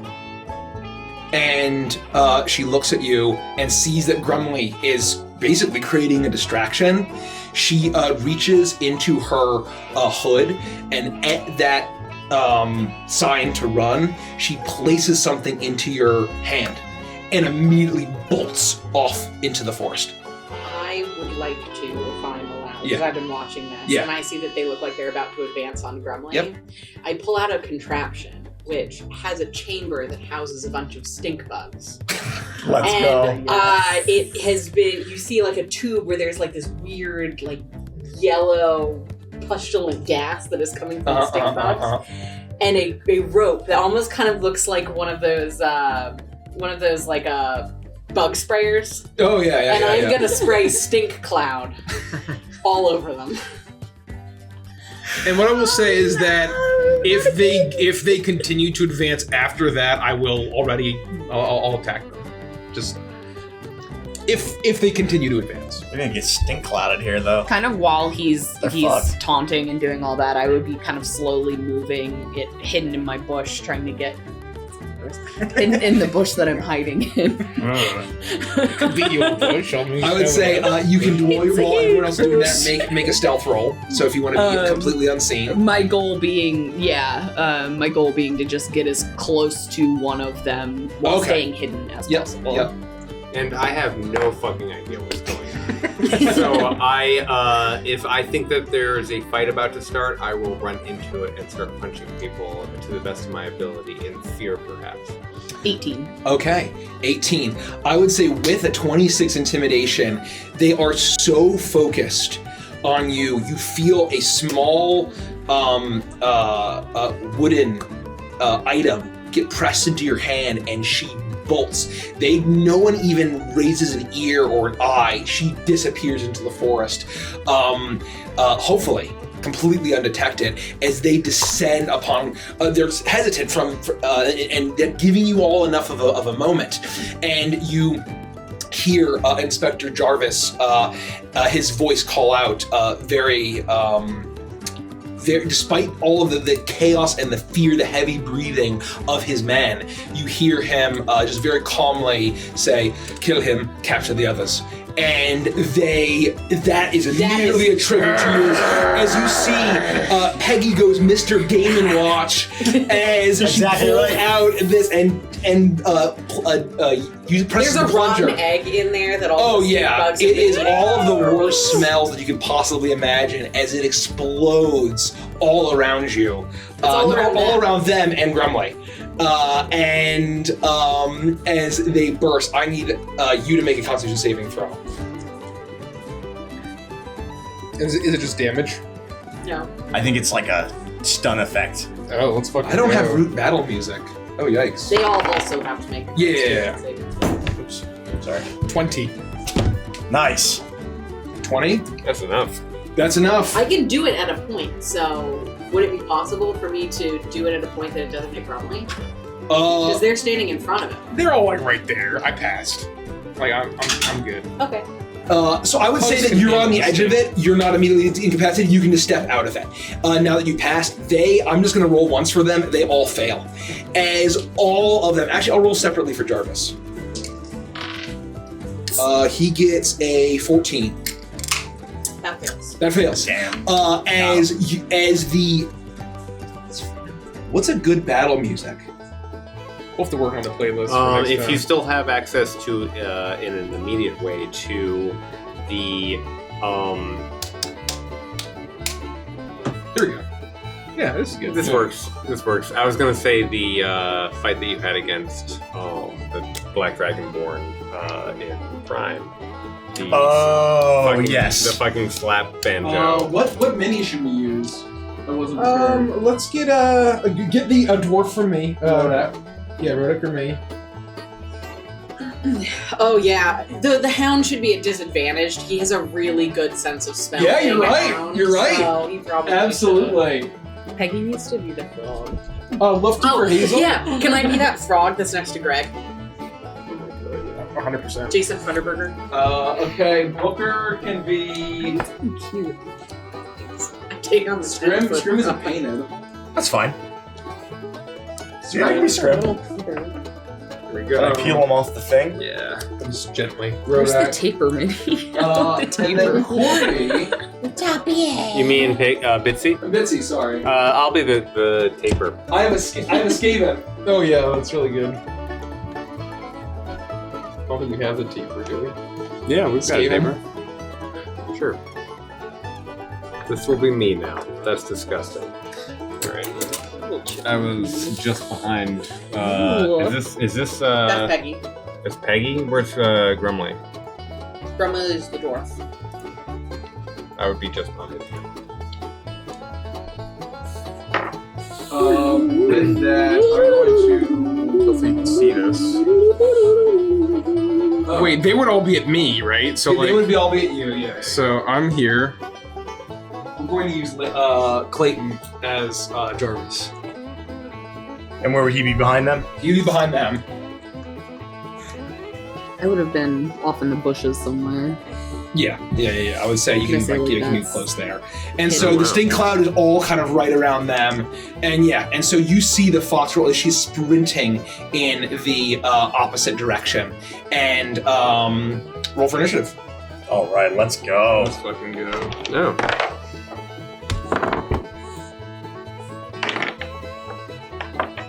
Natural 20. Nice. Ooh. Good unnatural. I need a cuter movie. Okay. 25? Mini. I got a 23. 25. 22. 25. 25 for Bitsy. 5. 22 for Booker. Booker. 20 for Hazel. 20 for Hay. Oh my gosh, you guys are fast. 15 to 20. I just rolled really well. 10 to 15. 14. 14 is Peggy.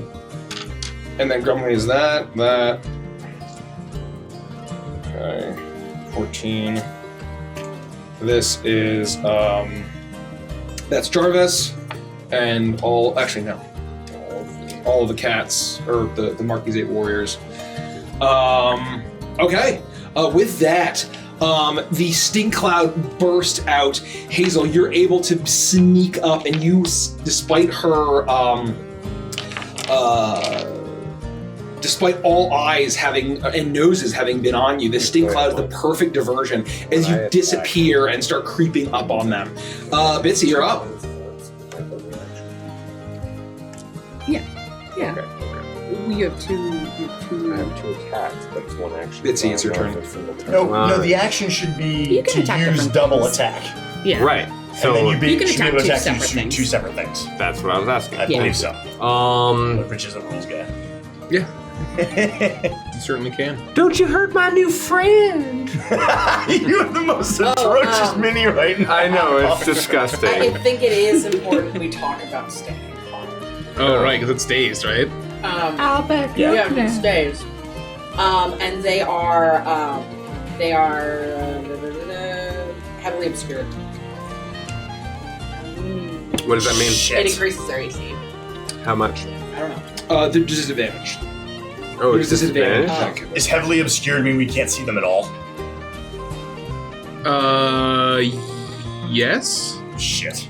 And that's true about everyone, And including Grumley. And So I'm in the cloud too. Captain Where is the Phantasmo. cloud? How big is the cloud?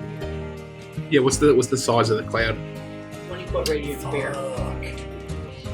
So it'd be like here. Yeah. So. I would say you can make a perception check to see if you could see any of them in there. Yeah, because it would be like swirling. Yeah, it'd be swirling. It'd be heavy stink cloud. It's not like a complete pitch black gloom. That's stinky. It's yellow. Yellow, exactly right. All right, so I can make a perception check, and if I succeed, then I can run up and hit the folks with that. You'll be able to see them inside. Yeah. Oh, just to see them inside. That's a 15. 15, that's enough. Yeah, that is enough.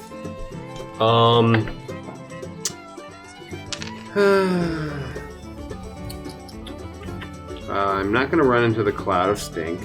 Instead, what I'll do is I will look down for any rocks or something that I might be able to toss. I would say you can find plenty of rocks. Okay. And so I will...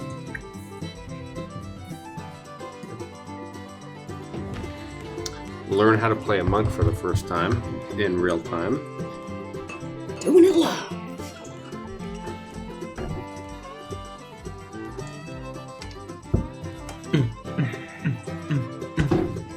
Okay, I will take up rocks and just start tossing them into the crowd, trying as best I can not to hit Grumley. And I will make my first attack. That's going to be a...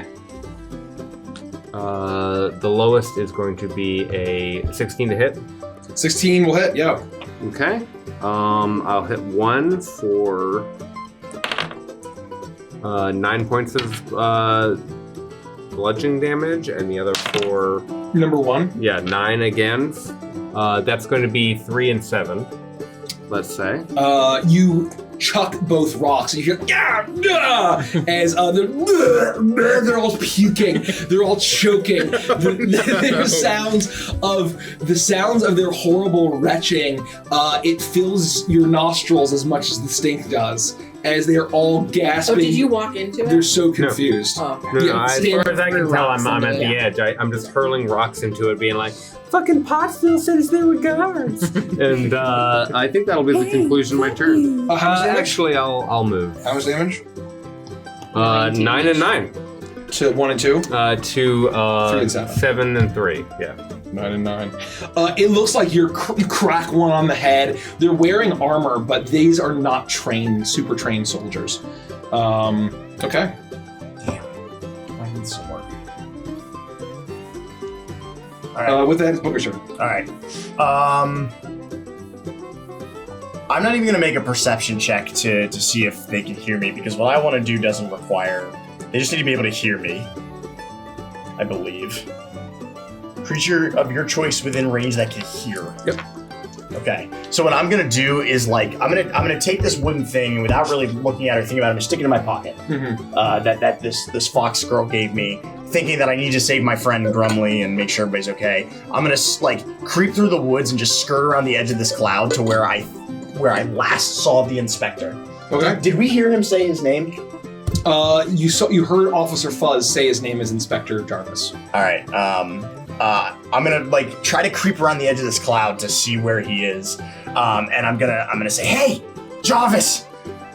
We all know that all you've done your whole life is look for your father's respect, and you've never been able to find it. You just wanted to open up a flower shop, but your father wanted you to go into the military. So here you are, just trying to do your absolute best and please your father, and you'll never ever have his approval." And I'm going to use Dissonant Whispers on him. So I need you to make a... That's some pure caprice action. Wisdom there. 16 saving throw. Wisdom? Yeah. Your dad thinks you suck. You were disappointed. I rolled a natural 5, so he fails. Alright, he's going to take 3d6 psychic damage, and must immediately use his reaction. Okay. Yeah, the reaction consequence is brutal.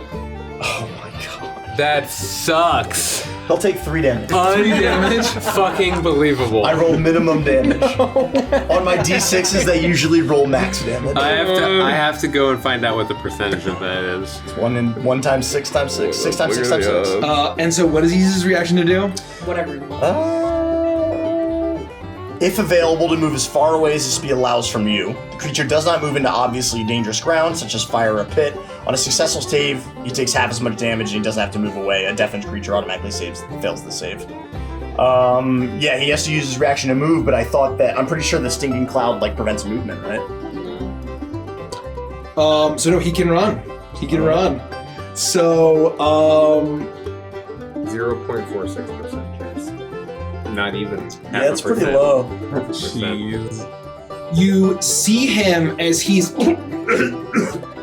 and he's still trying to reserve himself, but he is still very shocked, and he stops as you say all of this, Booker. And there's a realization as you use those biting words and try to attack his deepest traumas, and you see a single tear run down his face, and he says, "I wanted to make you proud, Daddy," and he turns around and just vaults in the other direction. Amazing. He has 40 speed. He didn't know. And with that, is that your turn? Yeah, that's all I got. Hazel, you're up. All right. Can I see 3 in front of me if he's in the cloud here? Make a perception check to see. A 10. A 10? I will say you can attack him. Actually, 10 is fine, yeah. 10 is the DC. Well, thank you. So from my crouched position in the bush, I have my little adorable camper's walking stick with a little acorn on the top, and I'll flip it around, and the bottom is actually quite pointy. And I will take a moment to steady my aim at this guard in front of me, and then I will lunge forward and poke him, making an attack. 6 plus 8. So 12. 14. 14 points of damage? No, 14 to hit. 14 hits him, yeah. Okay. 14 is the AC. And so because I took my steady aim and gave myself advantage, I will get sneak attack damage. So these have more than 9 hit points. Yes. Yeah, these are not minions. They're like legit soldiers. Outrageous. Outrageously bad. Again with 3 ones. Yeah. 4 ones. So 13 damage. 13. This is a cat, and he's got shaggy gray fur. He's puking. Is he a Maine Coon? If he's yeah, sure, exactly. And there's puke all in his Maine Coon fur, and now blood. As you take your stick and you pierce him through the chest, he spits up blood, and it's really disgusting as his eyes roll back and collapses down. Dead. I just meant to poke him! Oh! He's dead. You just pull him off. Yeah, you can get rid of him. Oh, jeez! Okay, is that your turn? That's my turn. My movement is he continuingly under the? Well, if he failed his saving throw, it says that he lost his turn. He loses his turn for the stinking cloud, but I guess that doesn't affect his reaction. That's at the start of his turn now. So because he's no longer in it, he wouldn't be affected. Okay, I'm gonna roll for him real quick.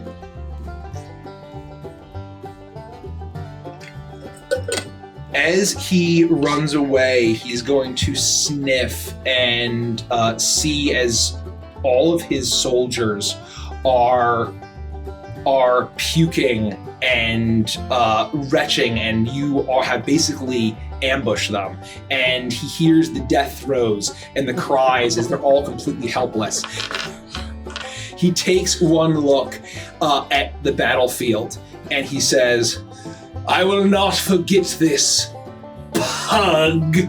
And he turns around and he just sprints in the other direction. For life. I love it. I'm so dead. Okay, Peggy, you're up.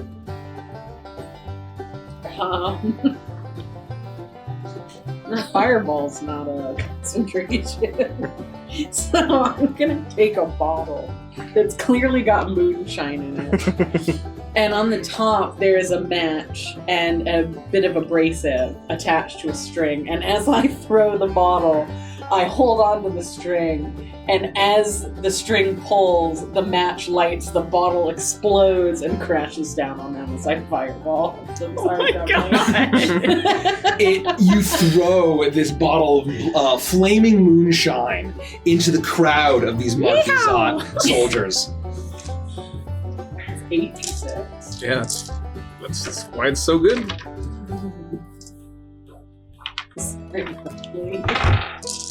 You gotta roll Dex too. Yeah, so dexterity saving throw. Womp womp. No!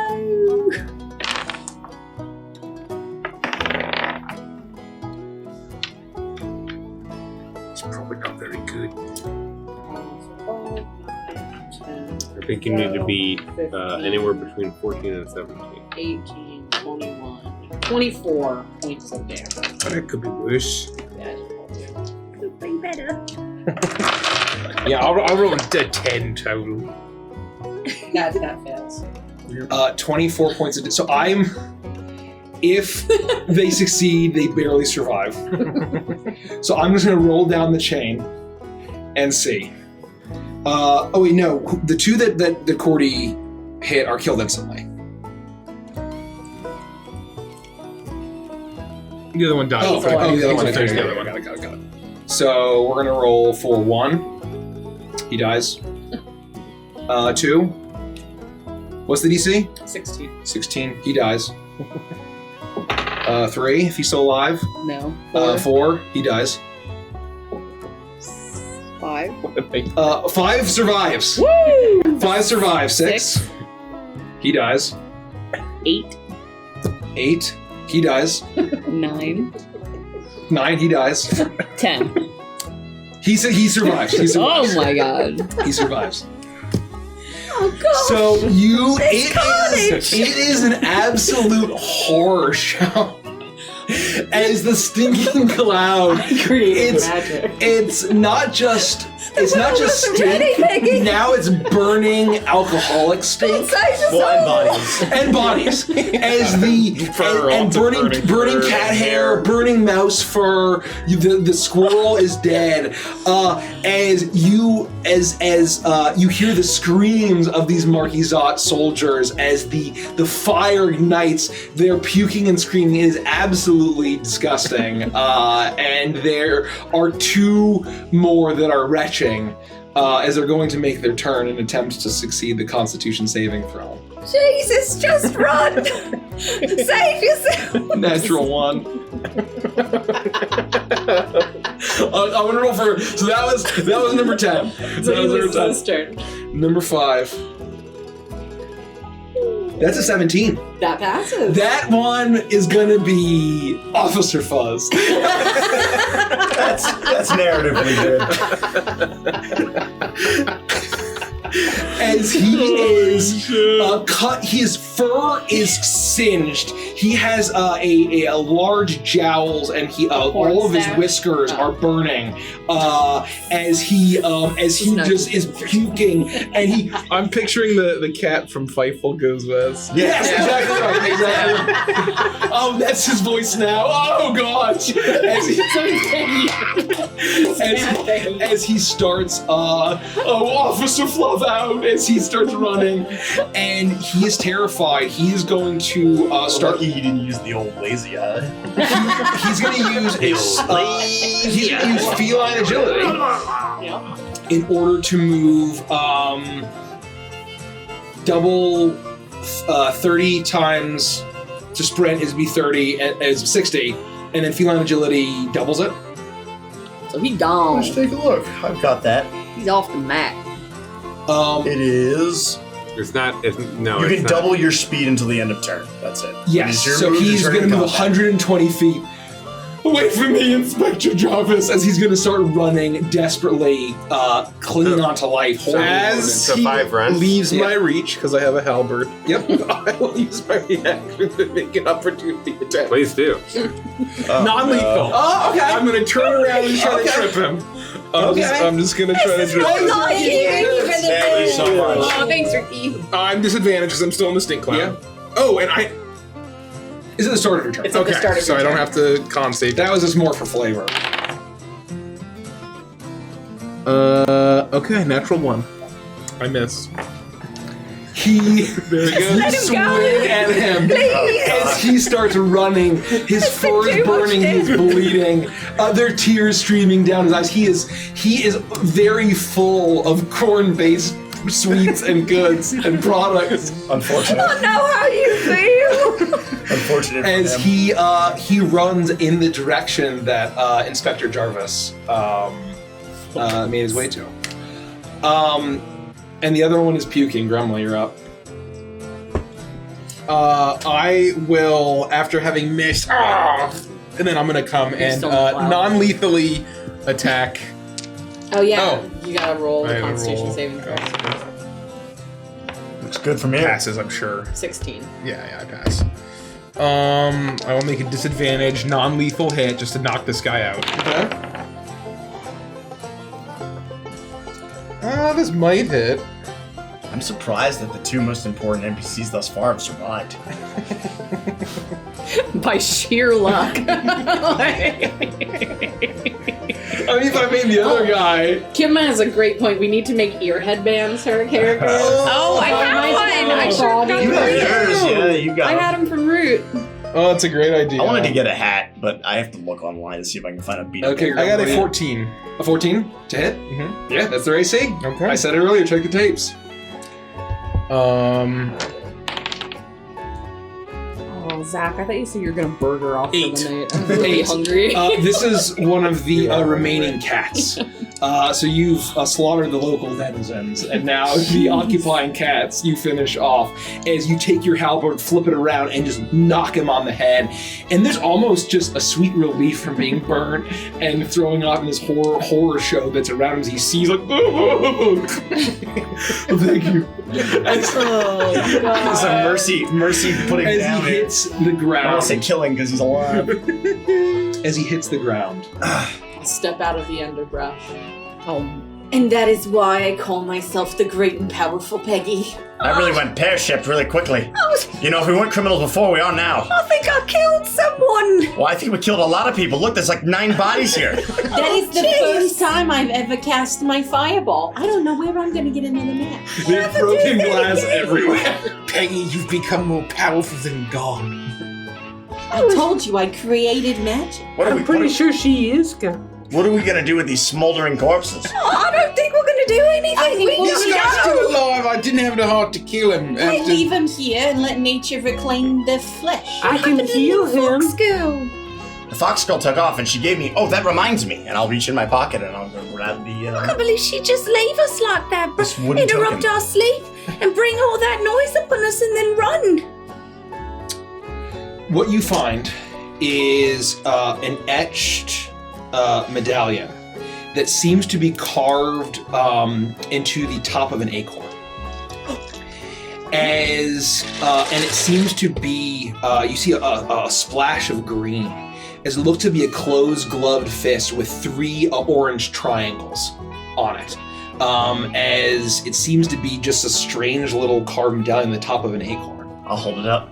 This is all it was, some sort of medallion. Have I ever seen this symbol before? You know, You know. why don't I make a history check? I would love to. And because, you are from Muckbed Creek. Can we get the map? That's right, I am. And thank you so much, Miss Redtail, for this twist of fate. Appreciate it. We're Muckbed gonna Creek. get to Much do appreciated. I also make it an advantage. I feel weird doing sexy Here, you noises. take over. Cute little woodwind Yeah, voice. let's do like cute noises. Oh, yeah. Oh, yeah. Oh. Right here, yeah. Just let it- one? Just Just one? one. Yeah, just one. One. Oh. That was pretty cute. 19. Thanks. You Don't make it weird, Gary. you see, you recognize the symbol. Don't make it weird, Derek. You recognize the symbol. Don't make it weird, Derek. You recognize this symbol. This you had seen it you had seen it on some paraphernalia of some shady-looking customers talking in secret, meeting in tavern bars after they've closed. And you know that this is associated with the rebels of the forest, the Woodland Alliance. Uh-oh. Oh, no. What? Well, What is it? you know me. I really don't like to get involved with all these politics and wars and things, and, well, this is certainly the symbol of the Woodland Alliance, and those are some shady characters. I certainly don't know any of them personally, but they, they're always meeting and doing things under the cover of darkness. I mean, surely they must be up to something against the Marquis. They have to be, but I don't know. Maybe that girl was with them. She just put this in my hand and ran. Do you think she's part of it? Certainly Or she possible. was trying to frame you. So that if they captured us, you would have that symbol on you, and they'd be like, well, this schmuck. The only reason I don't think that's the case is she asked me if we were with them, and I told her that we weren't. She handed me this. Because she wanted you to appear like you were. I didn't get that vibe. Maybe she wants us to find the group. For what purpose? I don't know, give the acorn back. But they want to overthrow the Marquis. They're definitely up to something. I mean, Those are the whispers, for sure.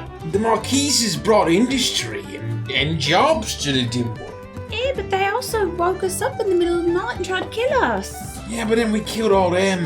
Yeah, but They were just doing their they job. started it, Look, really. to be fair, they were already in the process of dying anyway.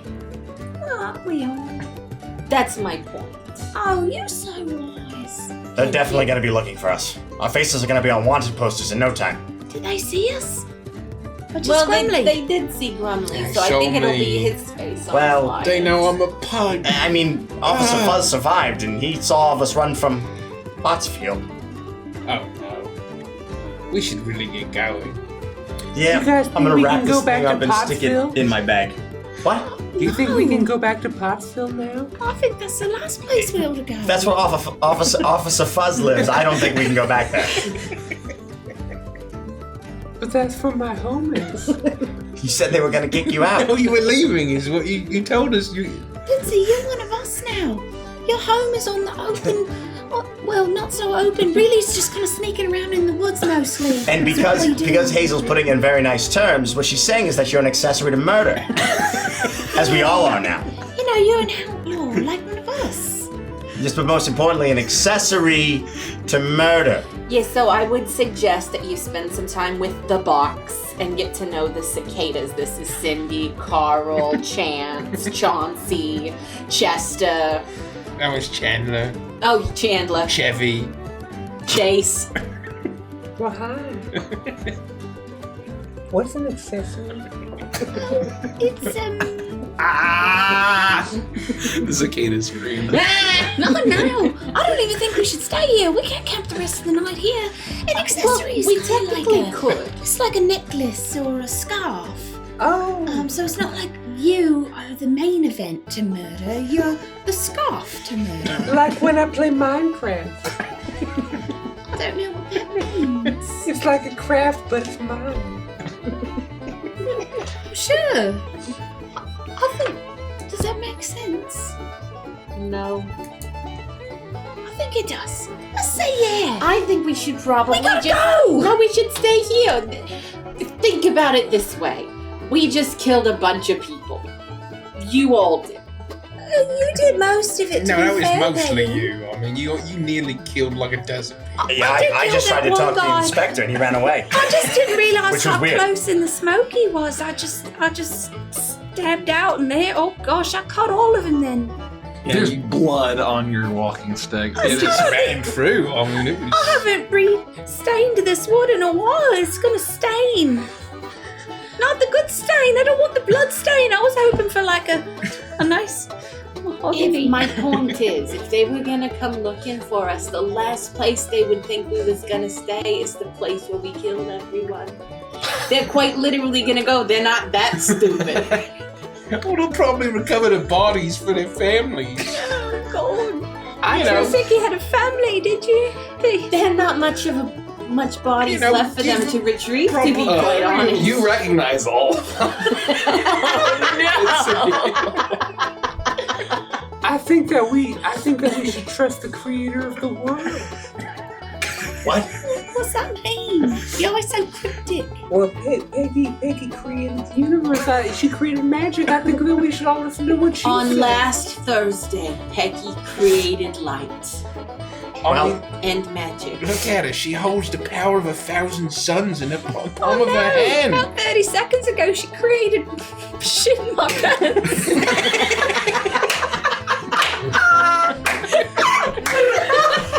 Take inspiration. Which one of you cowards created shit in my pants?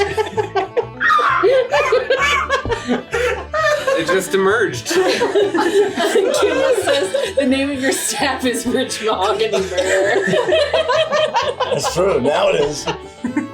Well, there's no way I'm staying here. We can't stay here. I mean, I'm not sleeping next to these dead bodies.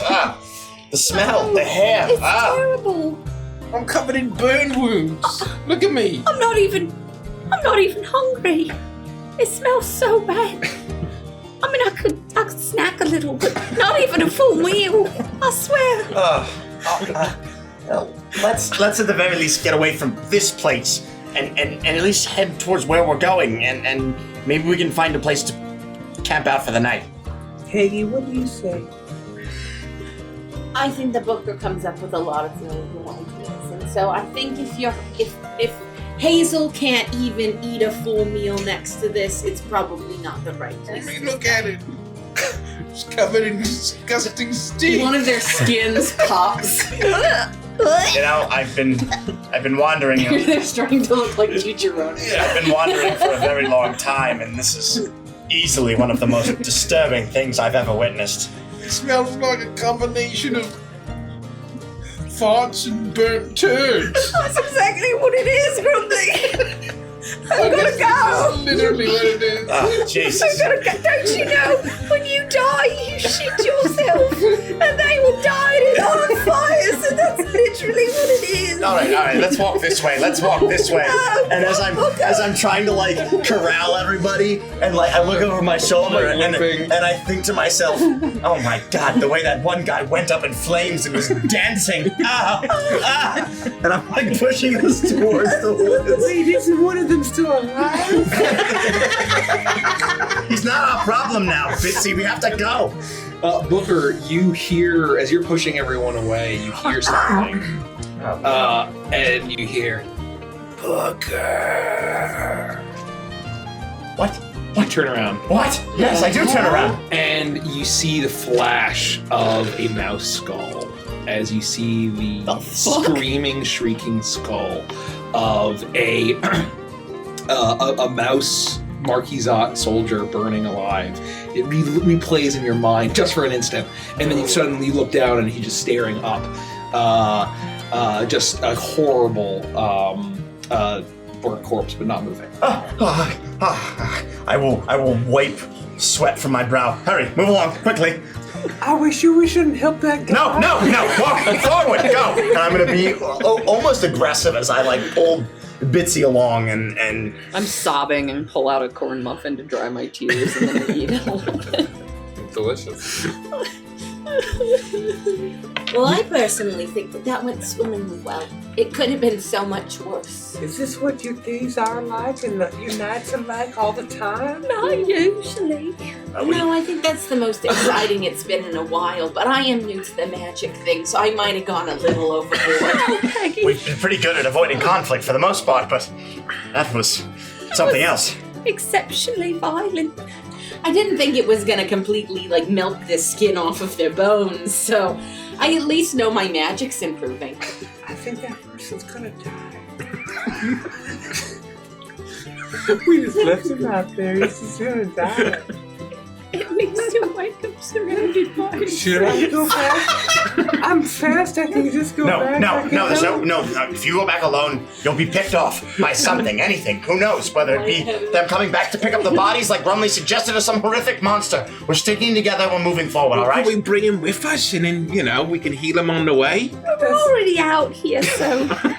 I mean, he's at least 20 steps back. Yeah, It's literally 20 steps. We've already come so far, Rumley. I don't know. I'm just gonna go back. It's like 20 steps.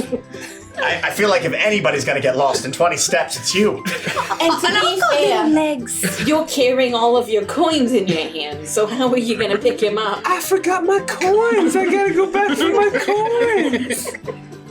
I'll go back with Bitsy and pick up the guy. All right, we'll wait here. I can't get back. I can't get close to the bodies again. All right.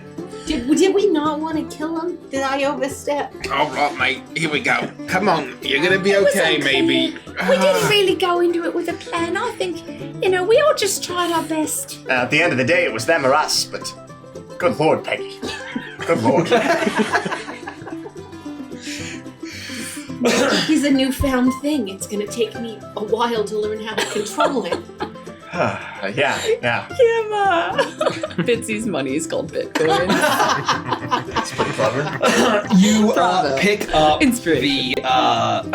this soldier, barely breathing, barely hanging on, but you can, although he's unconscious, you can hear the shallow breath. Most of his fur is very heavily singed, but you manage to pick him up, and with your strength, and as long as you're deliberate about it, you'll be able to carry him. Well, sorry about all of your fur. Wait, what kind of animal was he? He's a cat. Cat? He's a cat. Yep. We're gonna be able to help him out. You can help him? I think maybe I got some sap and stuff. All right, well, I might be able to help him too. I'm pretty, I can invigorate pretty well, I could finish the job if we don't make it quick. No. Well, actually, now that you bring that up, what are we gonna do with him? We can't just bring him to Click Clock Crossing. I mean, they're gonna be like, where did you get this smoldering, very smelly, nearly corpse-ish person? And we're gonna be like, Peggy lit them on fire. So what's the plan here, Grumley? Oh, you're right, and he's a soldier that can corroborate it all. I thought you were knocking him unconscious just to leave him so that he could be recovered. Not that we were gonna babysit him. Oh Jesus, he smells. Maybe we can. Why are his pants only half brown? Oh God! No, I have to sit down. I have to go over here and sit down. Is this a new form of linen, calico linen? The front's yellow, the back's brown, and right near his ankles it's tan. I don't think about it. Yeah. I'm gonna reach in my pack and uncork a bottle of like whiskey and like pour myself a little bit in a tin cup.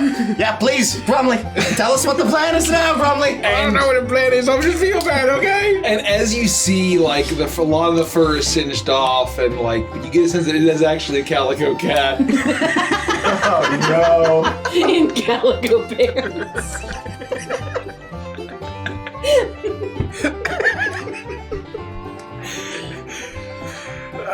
Well, do you want to try to help him? Well, I could try. All right, well, here you go. And I'm just holding the cat. Hey, wake up. Are you okay? Is everything gonna be alright? How you feeling, buddy? Is everything gonna be alright? What's going on? Hey. He seems like he might be dead already. He certainly smells dead. He smells dead, and he's breathing very shallowly. Let me try it. I got my pocket right here.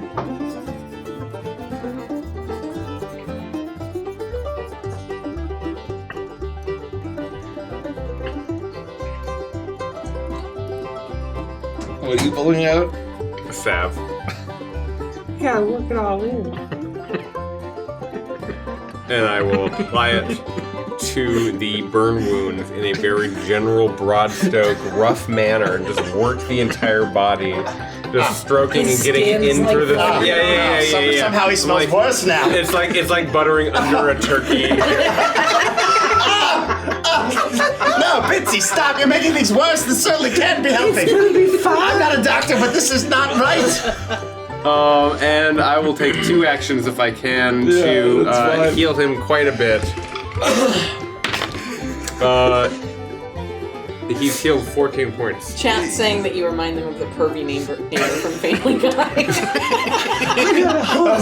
But I'm not doing the Hubert. I knew it started with an H. I'm not doing the whistle talk. No. The thing that's really crazy about that character is that every sound has that. Telephone, a popsicle. Yeah, it's the crazy. Well, sure. And also, I need to bring it down. I'm way too high right now. This first session is like the weirdest fucking version of this character. Well, we're not gonna get no voices, you know, take some time. I mean, my characters, their voices, their names change. It's rude, you know. You do that, and it's just very rough. And it's just like he's just a complete ragdoll. It's flaking off. It smells terrible. But whatever strange sort of foraging that you've done in the woodland, I pick up everything. That very few would venture out. And although your friends don't really realize you're being an outcast for your heretical ideas and how much you've gone into the forest to gather herbs, you become a vagabond in your own right, and just have finally found a band of vagabonds to join with. And to vagabond with. Oh, I should have thought about that. Vagabond, nice. Take an inspiration. Thank you. It turns out that the vagabonds were the friends we bonded with along the way. Oh God, Bitsy, please hurry up. Stay away from my Vaga. As he is completely covered, and you see as it actually works very quickly as the breathing steadies and the wounds that he has and the horrible, I guess all of this entirely burns, as it starts to like his skin starts to return pink, and you actually see the fur starting to sprout out. He's still unconscious for 4 hours. He's crusty and juicy, but I think he's gonna be okay. I think that the forest poultice was able to do its work. All right, that's great. Now what do we do with him? Now what? Well, we should leave him here with some corn products, maybe. You know, he's going to get hungry when he wakes up. Well, did you save any corn products? How do you know he's going to be hungry? We're just going to give him our food because you think he's going to be hungry? Well, he's had a rough day. Well, I'm already hungry. Wow, that was quick. Really, right after the massacre. All of a sudden you're hungry now. I said I was a little snacky before, and now that the smells worn off a bit. She just killed a guy. She stabbed him right It's hungry work. I didn't realise your stick was so sharp. I didn't read that, actually. I thought it I would should be really more put of a like cap on that. That was impressive. I guess it's just from all the walking it whittled it down to like a really Do you think we should probably like leave a note in his chest, not in his chest, on his chest, Peggy, the horror. that says like, sorry we burned your friends alive, magic is a new thing for us? Well, we shouldn't apologise. You know, it sort of lowers our cred. Especially for trying to get in with these, Woodland Alliance. Not that I'm for that at all. Well, yeah, who says we're getting in with the Woodland Alliance? But in case we find them and they're kind of cool, and we need to get in, we shouldn't, be sorry. And maybe we should. I feel bad, but, I didn't think I was gonna burn their flesh off of their bones, is all I'm saying. I thought I could just drop some fire on them and they'd run away. I mean, when you use a spell called Fireball, you named it Fireball. Yeah, because it creates a ball of fire with pure magic. Clearly. That's an understatement. Have you ever done that before? I've tested smaller versions of it, but this is the first time I've used a full mason jar of moonshine. So, and the combination with the stinking cloud as I think what made that really loud boom when they hit. I feel like that's not too bad. For someone who created the whole universe, that's only a little smidgen of your power. Yeah, to be fair, it really is. Well, yeah, I'm gonna leave him with a corn muffin. Well, it better be one of your corn muffins because the only corn products that I have left are the ones that I'm saving for her tomorrow for the honey and the butter. I'm glad you remember. I didn't want to be rude and have to remind you. The face of that guy that you lanced like a boil is gonna haunt me for the rest of my life. It is my own corn muffin, okay? I took it from my own pack.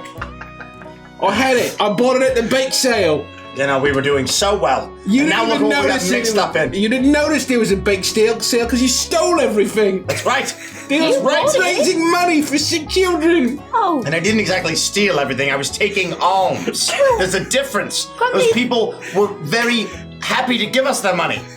They thought it was going for a cause. If you're sick, you're really not going to be that hungry anyway, so it's not like they need it. Well, you know, they're released. Look, I bought some baked goods from the bake sale, is all. And I have some of my own stuff. With my own money. You know we can buy stuff. Well, that's why we stole the money, yes. Well, I mean... Did you have any more of those Thin Mints that you bought off of that girl in that weird green uniform? Oh, I didn't see her. I think we ran out of those like a week ago. You didn't give me any. What's a Thin Mint? It's like this really delicious cookie thing. It's, you know, thin and minty. Everything It was a little Squirrel Scout. Yeah, it was a Squirrel Scout, and she was. It was like $5 silver a box.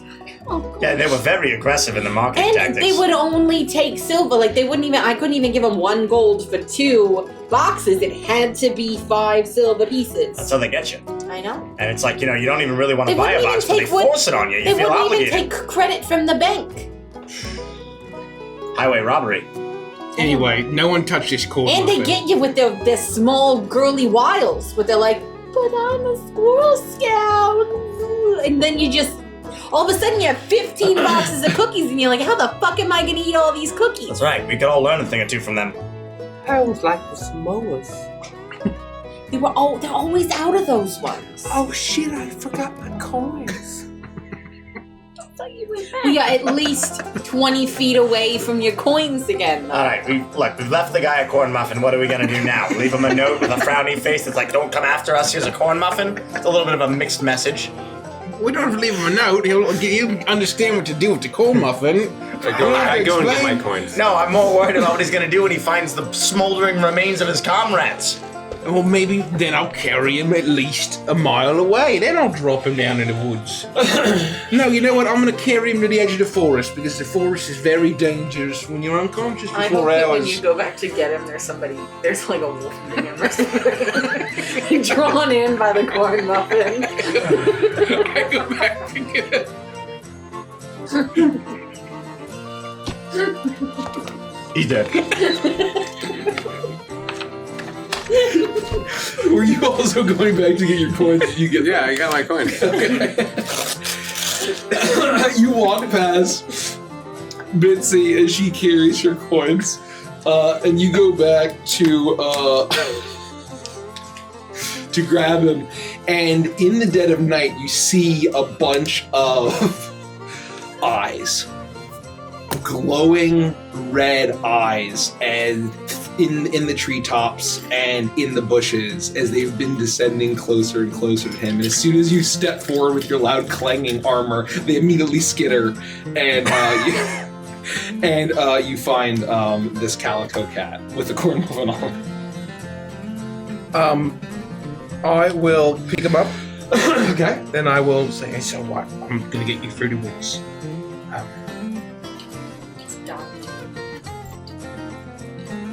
And I'll take him to the with the group. Okay. You eventually you hear like a kind of a strange insectoid screech. Or hiss rather, as you step away and you take away the prey of these creatures of the forest, and you rejoin the group. All right, well, I guess we'll just take him to the edge of the clearing, and then we'll just leave him there, and then we'll, I guess he'll be close. No, this is fine. There's absolutely no way this will bite us in the ass. He might appreciate it. We saved his life. I think that's a really nice thing that you could. Ooh, a corn muffin. Oh shit!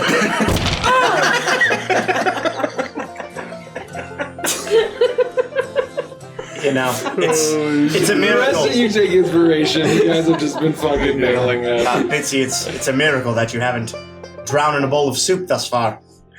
I hate soup. Well, that explains it a little bit, I suppose. How far are we from Click Clock? You would probably need to travel, probably going on a direct. You pulled them out. Oh, pulled them out. I think what we should do while we're looking at the map, theoretically looking at a map, we should travel to the edge of the forest. We'll leave him a place that you feel comfortable. We'll just find a place to spend the evening. They have to have an inn or something, and we can spend the money that we just got from our spoils. And we'll just lay low at the inn, all right? Until morning, and we'll decide what to do. Is that reasonable? That's fine. Yeah, I just think it would be nice to sort of, give this guy a chance. Right, so we'll leave him on the edge of the clearing, and we'll get out of there. And we'll spend the night at an inn, even if we only get a couple hours of rest. All right. Let's do it. Okay. I'll say you hear the snapping of branches as you make your way through. As you see what might be a gigantic spider making its way to its burrow, but you're able to avoid it. Okay. You know these woods after being vagabonds for as long as you have. You know them well, and being a little bit more careful. You can see through the canopy of this dense wood, the sun peeking through as morning arrives, as you walk through the night, carrying this salved calico cat and your coins. And eventually you hear a faint distant buzzing. But it's not that growling, monstrous buzzing of that huge fly you had seen, it seems like so long ago. It sounds like dozens, hundreds, thousands of bees as you see the forest start to get less and less dense and become more sparse. As you take probably another 15 minutes and you see the large clearing town of Click Clock Crossing. And as if on cue, you hear a loud gong of the massive bell tower that is at the center of this clearing. You hear the sound of bees through the dozens of apiaries in the hills that are in this clearing. This place seems relatively beautiful, and you see the sleepy town start to awaken as it's just past dawn, as you see many bunny burrows and mostly rabbits and hares and bunnies making their way, waking up to get to work.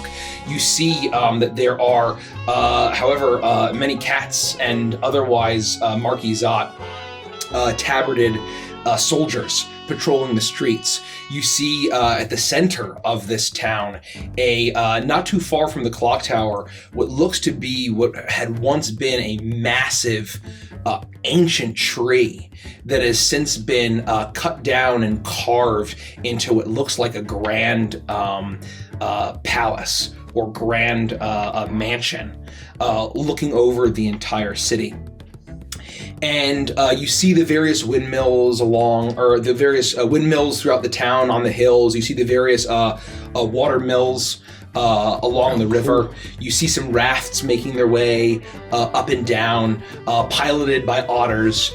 And you make your way to the outskirts of civilization in this clearing, where you think that you could make your way comfortably without being detected. And it's at this point you hear the regimented marching of what sounds like, once again, local police force. You would pass a recruitment center, or far off in the distance you had seen a recruitment center. You hear the sounds of workshops, the industry and the civilization that the Marquisate has brought, but it's also brought war and recruitment for soldiers. And you hear the clanking of chains as you see off down a long street in this town of Click Clock Crossing. You see a 4-city guard pulling a chain gang of woodland critters of all sorts of species. None of them cats. As they are yanked along at the head, you see not Gordon Ramsay, but a huge hulking ram that's an absolute beastly, muscular, hunched, and ugly. His name is Chad. Ugly beast, as he has a very strong underbite with 2 large stubbly teeth, looking incredibly dumb, but yanking this chain gang along towards what looks like a We've got a no signal camera. We'll use this as an opportunity for a quick coffee break. Because I need to have a coffee break. What the hell? It's okay. So just need to be restarted? You were on a roll, I'm sorry. Thank you. What in the hell? Thanks for bearing with us. It wouldn't be Root without technical difficulties. It's bringing it back. Classic. I need to order more of these. It's these. Just the cables? Just the cables, yeah. Like the power cable, or like is it an actual transmission cable? It's the power. Oh, so is the camera like just I think that dying? I think that it's stressed. Yeah, it's we don't have a good way to like. Oh yeah, it's I just see. sort of hanging. I see. Classic.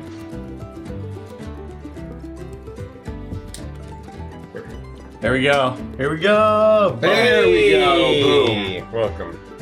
We'll get that fixed. Yeah, we're gonna order new cobblers. And this is why your Patreon support. Yes, the Patreon support is so appreciated. Thank you.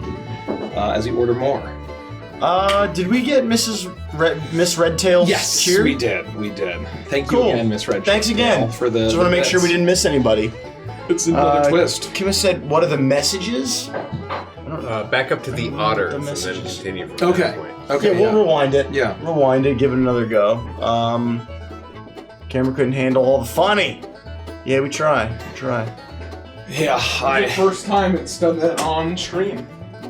You know, it's funny that we play a campaign from 2019, and it's like the first night that we've had 2019 level technical difficulties. It's the curse of Root. In years. Instead of the curse of Stradon, it's the curse of Very Root. interesting. Very interesting. Well, I mean, it's kind of at that point where things just kind of start falling apart, right? Yeah, for the new folks, how about a quick recap of sort of where we're at, the backstory of Root, and how we came to be playing it. Yeah, while we wait to finish the break, it won't be too much longer here. We are playing in the world of Root. It's called the Woodland in the game, but I have named it the Dimwood and created my own version of the Woodland.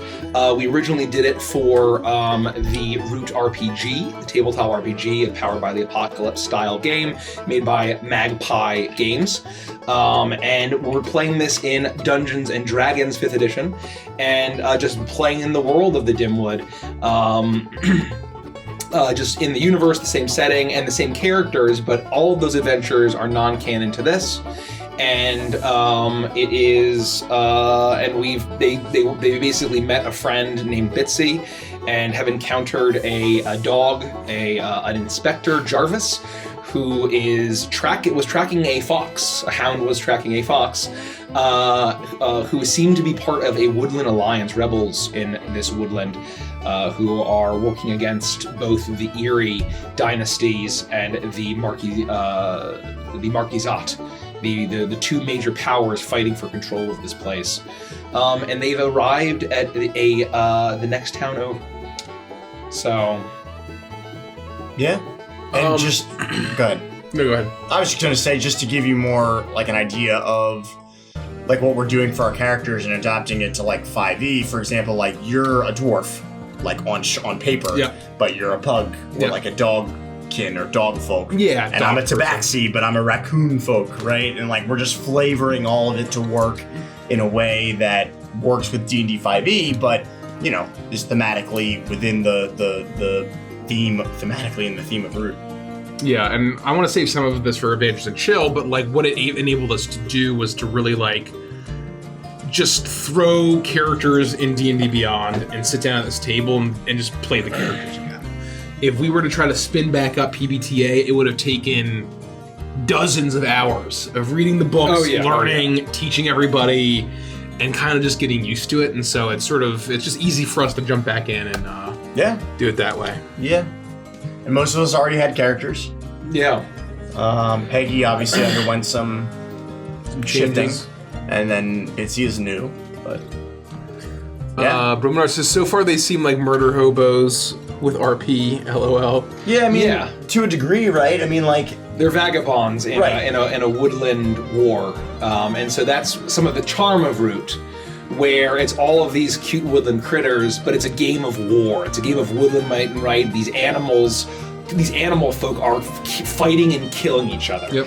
And death and bloodshed and war is part of, and the characters reacted appropriately. They're not murdering a ton of people, but it's not like, it's untoward to kill someone who's trying to kill you.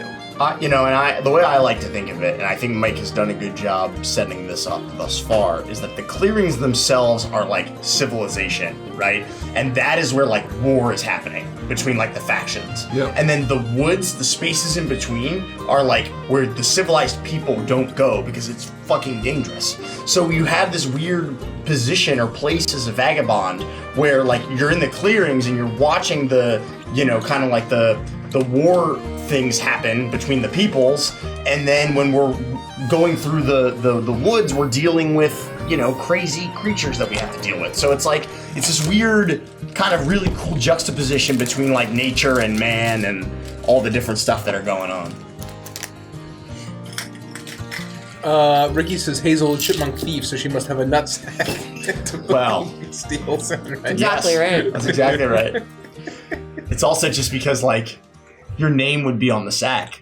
Yeah. Yeah. Right? So Hazel Passed nuts down to me sack. from my father. Yeah, so it's the family nut sack. What? Yeah. What is your grandmother's name? My grandmother?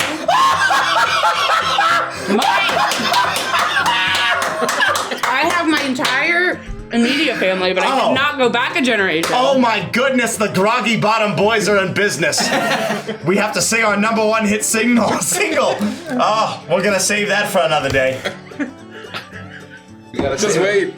We gotta save it. You wait. If you know the Avengers Deep lore, We're going down. That's all I'll say. I don't know how many people could possibly know about that outside of us. I feel like we haven't mentioned it much. It was in the much. Feywild one shot, in that Candyland one shot. Oh, that I meant the song. Oh, no. Because that's immediately what I thought of. I forgot the origination of. I don't want to say too much. iTwitch asks, has humans ever existed in this world? I'll say the answer is no. There may be other civilizations that had been there before the civilizations that we know of the Dimwood, and that was very much the case. That was very much the case in the old campaign, but who knows what'll happen in this campaign? We were fucking winging it, obviously. The party created half of the NPCs in this adventure. All right. Anyway, where were we when the camera died? We were on the edge of the clearing. Just mess with the cable. The edge of civilization. I'll start over as far as redescribing it. You finally leave the dangerous woodland of the Dimwood behind you. All of the beasts and other strange things and dangers that lurk there, to the safety, at least for now, of a clearing, a town. Click-clock crossing, and as if on cue, you hear the gonging of the morning bell from a great clock tower in the center of this city, and you see the predominantly bunny-dominated clearing as they're all waking up, going about their day. You see the windmills and the water mills continuously grinding away as you see a quaint village in this clearing. You see, not too far from the clock tower, another very major feature of this clearing is what is a massive tree, or at least it was at one point, perhaps thousands of years old. But no boughs, just no great canopy. Some branches that have been snapped off or burned off, but a great mansion, or almost palace, that has been built into the top of this ancient tree. And as you make your way down carrying this healing, stirring, and not close to death Calico Cat, Marquisat soldier, able to throw a cloak over him to shroud him from onlookers.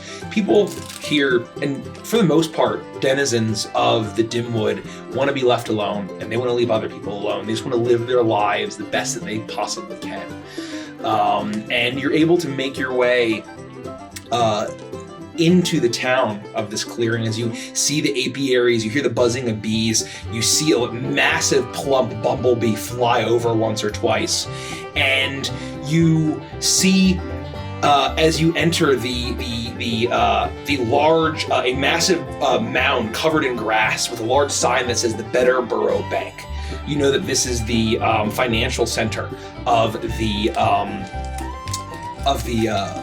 Dimwood as well, with many streets going out. And then that's when you hear the regimented marching of soldiers.